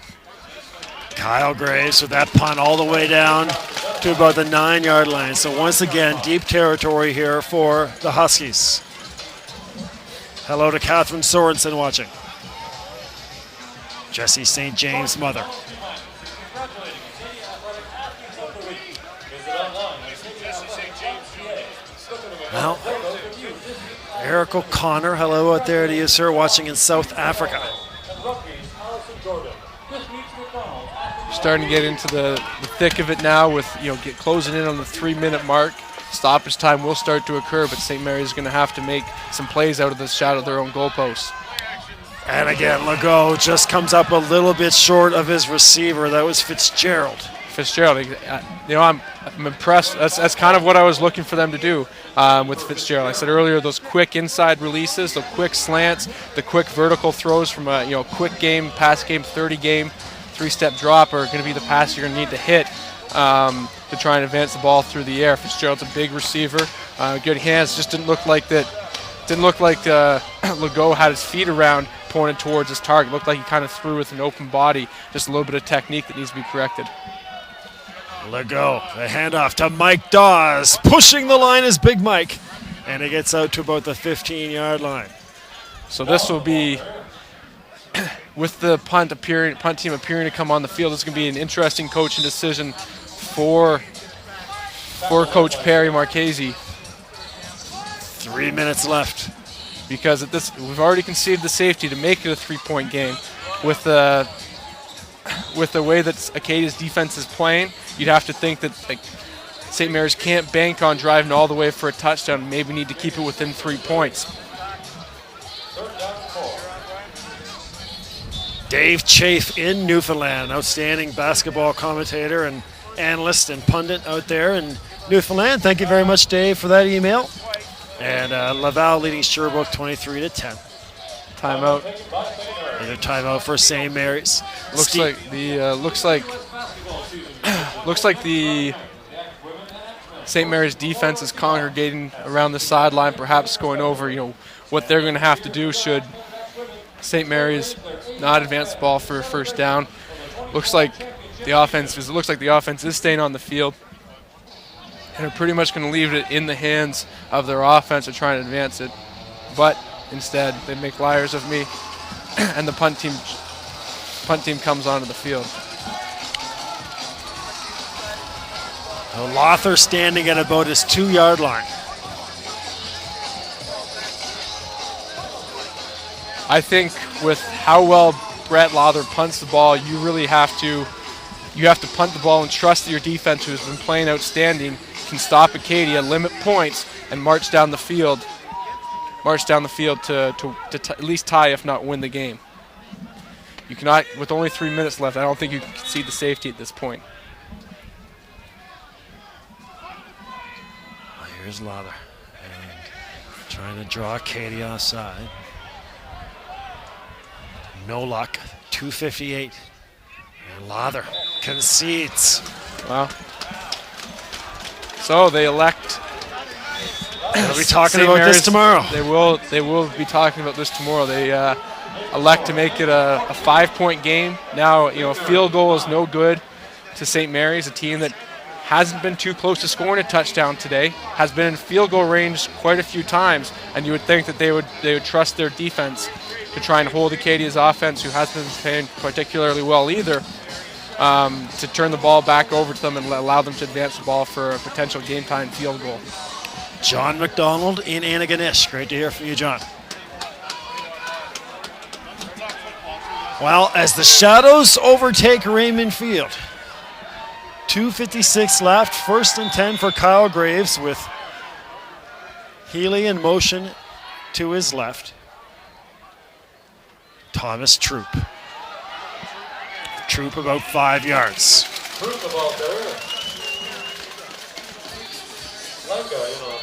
Okay, no surprise there. Run the ball, gain positive yards, try and let the clock wind down as far as it'll go.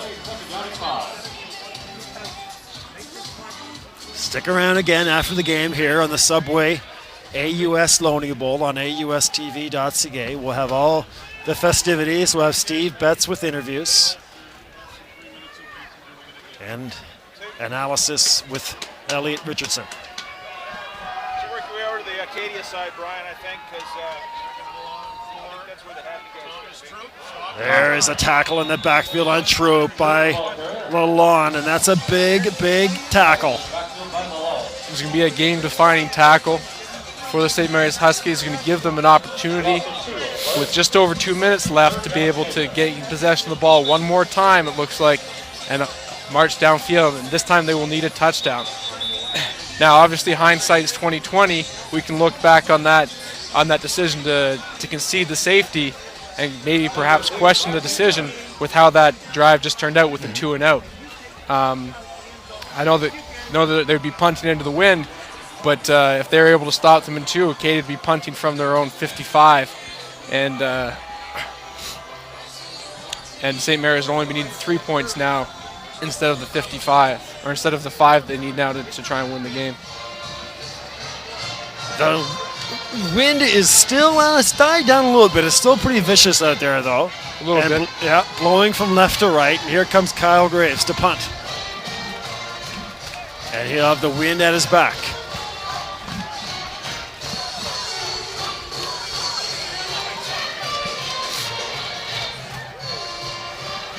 Do the Huskies set up for a block here? I think you have to send the house on this one. Acadia hasn't given their return team much. They've been punting it out of bounds a lot, not allowing Melvin Banqua to get his hands on it. I think you can see the pressure should be coming from the top of the screen towards Brett Henney. In comes. Here they come. Graves gets it off. Bouncing. Another, a little too bit to the left this time. Banqua, but he's got it under control and wrapped right up there by Axemen. Huskies will scrimmage at their 26. 2:16 left on the clock. We're going to see how extensive the St. Mary's playbook can be with Jean Legault in the game.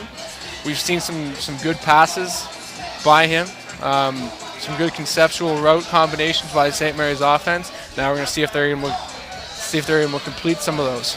It's been about a 50-50 game between Suleiman Semalulu and Kevin Withrich, who will be at the top of your screen, receiver DE combination. Withrich has been open a few times on the vertical balls. Don't be surprised if they go back to him looking for a big play.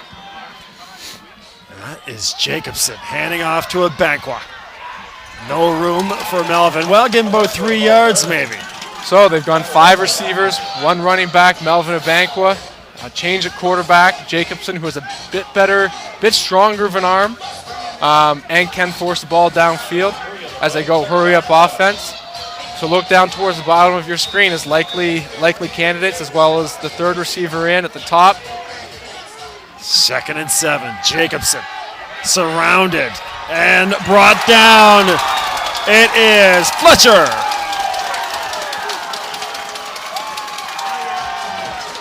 Initially good protection by the St. Mary's offensive line. Just a good physical job by the defensive line of Acadia to collapse the pocket and not give Jacobson an opportunity to escape. 2 minutes left. Clock is rolling. Here you go. The Huskies. 3rd and call it a long 10. The rookie Jacobson with time. And he's going to be in, but knocked away by Semalulu. That was Blackman in the area, but no luck. Again, the misfortune of throwing into the wind. Blackman had a step on Suleiman Semalulu, but with how the ball hung up there in the wind, allowed Suleiman to come back to it and smartly knock the ball down without wrapping his arm around the offensive player. Mark Starr, hello out there to you. And Tim Archibald, thank you very much. Tim and Elliot watching in Fredericton. Watching the Axemen about to maybe put away their 2nd straight Subway AUS championship.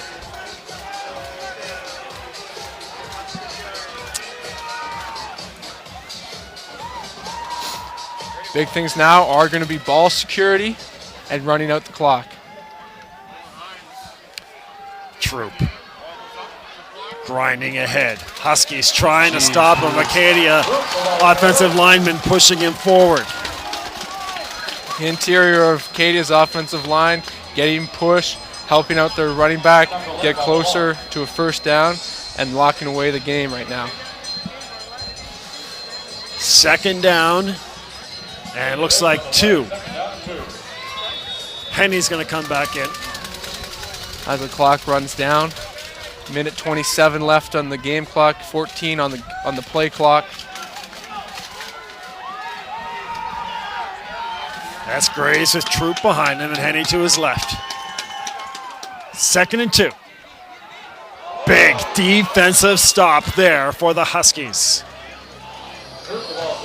So they'll force a 3rd down. A little bit of a misdirection play as Ryan Bajan makes his appearance for the second time on the field for a field goal. Prince Baffel came in. Great job penetrating. Acadia tried to run a little bit of a misdirection play. Prince Baffel was able to get inside of his blocker, get upfield, and deliver for a loss. A little surprising. Would have expected Acadia to have a quick hitter play, get upfield right now, considering the success they've had with those earlier in the game. Beijing to kick. Abankwa is in his end zone in case there's a miss. This is from 33. And it is true. 17-9. The Huskies need a touchdown and a 2-point conversion.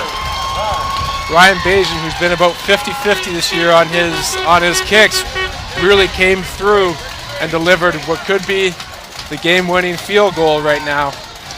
St. Mary's is going to have the chance to move the ball offensively, but if they score, we'll need to hit a 2-point conversion to tie the game. Ryan Bajan, if we remember, missed a field goal early against St. Mary's, which returned 109 yards for a touchdown. And it's definitely probably in the back of the minds of some of the coaching staff for Acadia. That's a bit of a worry. If he missed it, Melvin Bank can return the ball dangerously from anywhere. Huskies with work to do. Jacobson at the 35. Rolls a little bit to his right, comes back to his left. Chase there, and brought down by Acadia defenders. Laycock was in chase. Looked like King wrapped him up as well, who's going to take a knee.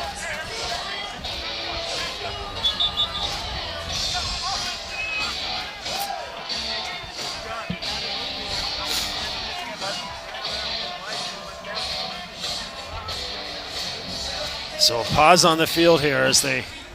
That's where you start to see, you know how much of an impact on a game someone like Jack Creighton can have, who's been out for most of the year with an injury.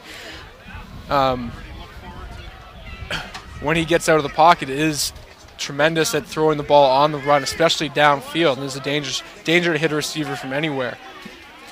Drew Jacobson, although he has a strong arm, hasn't sort of developed the technique and ability yet at this point in his young career to throw the ball on the run like that, like a Jack Creighton has been able to do here in the AUS.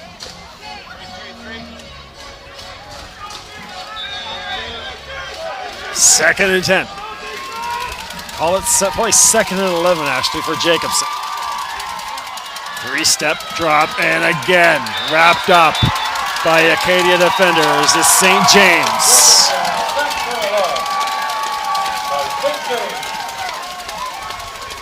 Jesse St. James collapsed in the pocket from his boundary defensive end spot. He's the one that makes the play, but a lot of respect has to go out to his interior defensive linemen who push the pocket backwards but also don't allow the quarterback to escape vertically. Force him to kind of try and escape to the left or the right, kind of falls into the hands of the defensive end. Last chance for the Huskies. 3rd and about 17. And it was Simic, and it would have been first down yardage, but just off his fingertips. So a nice play call for the Huskies, but they just can't quite make it work. Great play design. Ran the corner route perfectly to the sticks. Unfortunately, tips off of Semiwich's hands and onto the ground as Acadia marches out their victory formation offense. Victory formation for Acadia. 21 seconds left. They lead by 8. They are going on to the UTEC Bowl, and by all looks and occurrences, at least so far, thanks to our emails from Gerald Foote, Ian McIver, other people, Dave Chafe, who have sent us scores 30-10 right now. Laval leading Sherbrooke. Another score is McMaster 23, Guelph 10. Of course, the winner of McMaster and Guelph will play the winner of the West. 20 seconds left. Acadia on the verge of back-to-back AUS championships. Now 30-10 for Laval, I'm guessing in the third quarter. Kyle Graves will round out his 5-year career with back-to-back AUS championships. For a lot of these players, it will be their last game on Raymond Field. Taking a knee, Kyle Graves, and once again, the Jewett will stay in Wolfville. Acadia is your Subway AUS men's football champions in 2012. Stand up and cheer, you Axemen fans.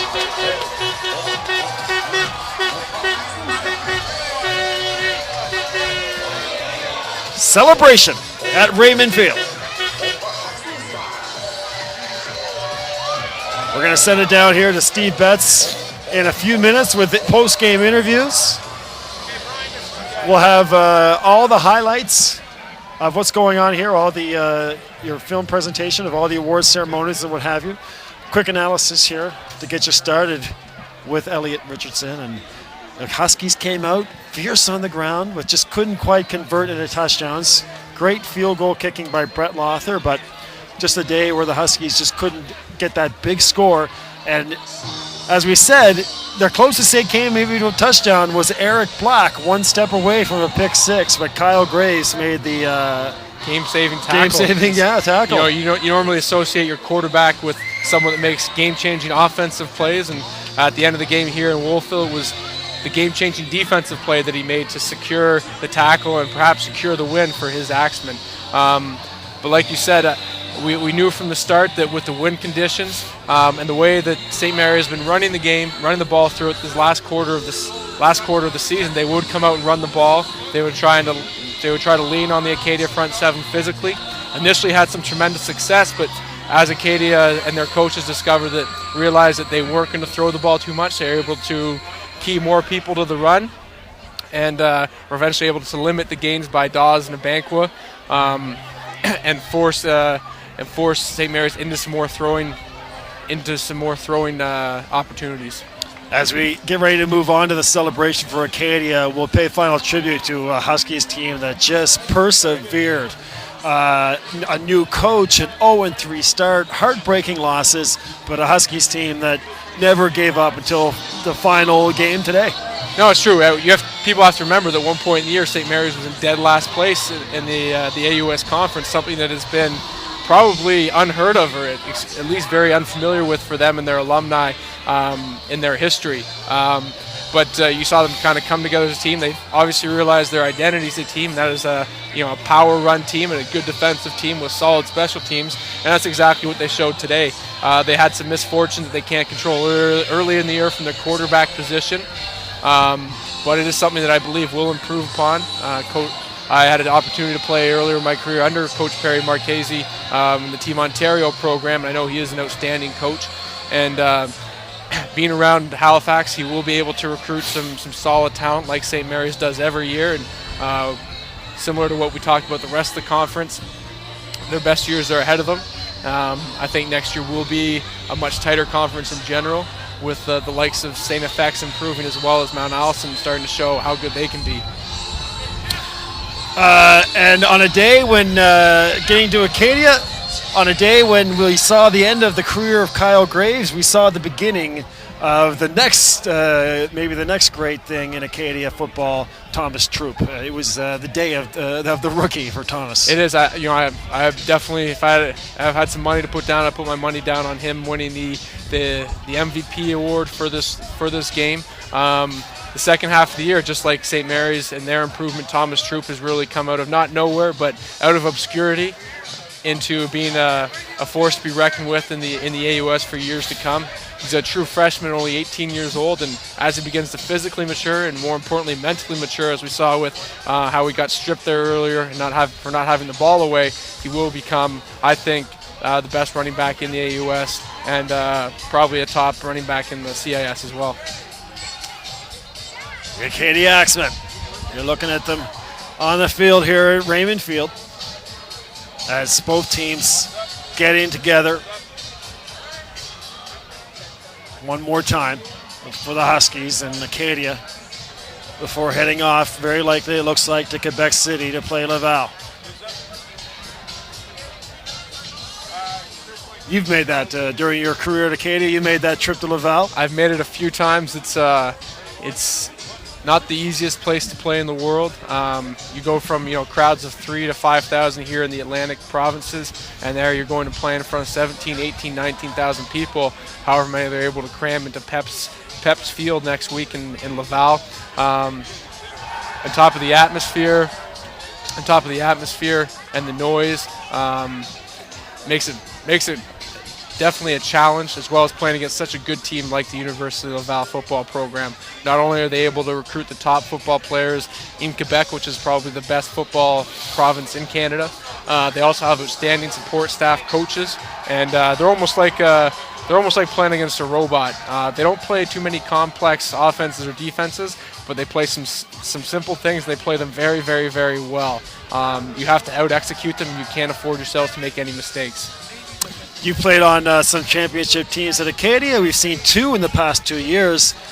Where does this Acadia team rank in these championship teams under Jeff Cummins? Is this the best team he's had? It's one of the best. I think they're all slightly different. You look at the difference between this year's team and last year's team.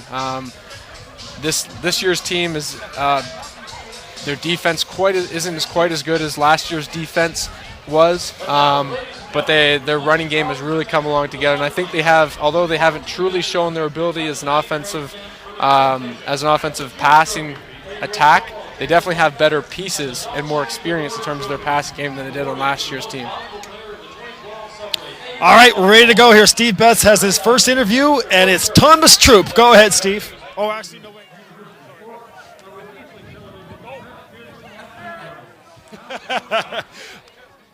Hey guys, yeah, Thomas Troop obviously getting pulled off, one of the stars of today's game. We're going to try and get back with him, and there's a couple other guys floating around here. We're definitely going to get something for you, Bill and Elliot. Absolutely, we'll talk to you soon. Back to you. All right, so we got Steve had Thomas, but they need him up there for the award ceremony, and you see him with a round of applause.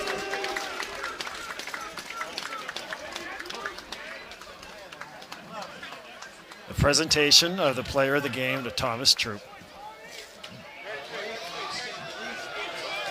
18 years old, that young man.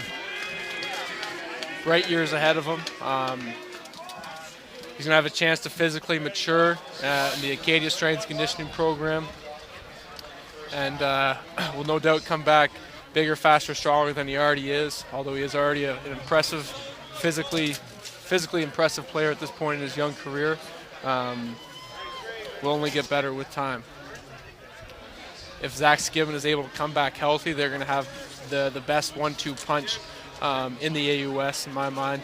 Last year, Axemen was an all-star, unfortunately broke his leg this year in training camp, but by all accounts seems like he's going to be back full force next year for a final season with the Axemen.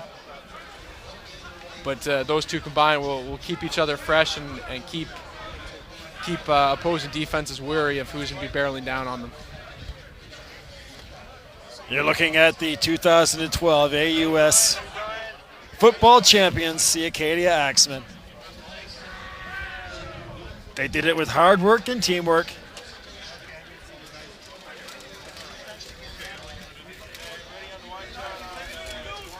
Here comes the coach here in a few minutes coming up.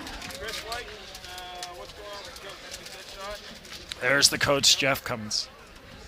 You know, it wasn't too long ago. There were people who thought maybe Jeff Cummins' time had come to an end at Acadia. Well, I mean, we adjourned back what some people call the dark days of Acadia, from 2007 to maybe 2009. There perhaps were some question marks. He did win some championships early in his career. Some of those players were around from the previous coaches, and some of the players he hadn't maybe performed up to expectations. But with persistence and experience, he really turned around the program, and now has another set of back-to-back championships under his belt. And it really has established a good, solid young group of players, but more importantly, a good, solid group of coaches that can lead this team into the future as the next, maybe dominant program in the AUS. the tides do shift. We've seen. At one point, St. FX was kind of the cream of the crop. St. Mary's was the top of the league for close to a decade, and now we're trying to see it, perhaps maybe seeing that shift back to Acadia. Needless to say, the coach, I don't think has to worry about job security anymore. He has 4 Jewett trophies. And just prior to this year, had signed an extension with the university to keep him around for a few more years. Him along with with Darren Burns, the head hockey coach here at Acadia, who also has a strong athletic program across the CIS, being ranked number 3 right now. So between the two are the 2 leading coaches here at Acadia University. All right, we're going to see if Steve Betts will have somebody else here for you in a second. There's Taylor Renault showing the trophy. He'll let these players celebrate. Kyle Graves down there. Hello, Kent Ridley. Thank you very much, Kent, in Tennessee. Tennessee, the home of the Volunteers, old Rocky Top. Thank you very much. Checking out AUS football today. Thank you, Kent. Stick with us. Interviews coming up. There we got one. It's Kyle Graves. Go ahead, Steve. Hey guys, I'm here with Kyle Graves. Obviously, this means a lot to you. How you feeling right now? It hasn't quite set in yet. I feel fantastic, especially for all the 5th-year guys. All the hard work we've all put in over the years, and even the young guys. It took a team effort to get us to this point, and it feels great. Absolutely. Your team photo's coming out. You got one more big step. You don't want to miss it. How you feeling going into that? We just got to come out. We just got to prepare like we do every other week. They're a good football team coming up this weekend, and we just got to prepare the way we always do and get our minds right and get ready to go. Kyle Graves, don't miss your photo, my man. Go to it. Thank you very much. Back to you, Bill and Elliott. All right, Kyle Graves going to get in there with his teammates. You're going to hear them applause as he gets back into that team photo. How's that for a shot? They're off to Laval. To represent the AUS in the UTEC Bowl. Looking to see if hopefully the AUS can overcome the semifinal hump that they've faced. They've faced since St. Mary's last appeared in the big game against Manitoba back in, I want to say, 2007. So it's been about 5 years since an AUS team has made the big dance at the Vanier Cup. But whether past will predict the future. Last time that an AUS team represented the league in the Vanier was in Toronto, and we will again see the Vanier being played in the Rogers Centre in Toronto this year. So perhaps history will follow the same steps, and we'll see another AUS team battle for the top goal in CIS football.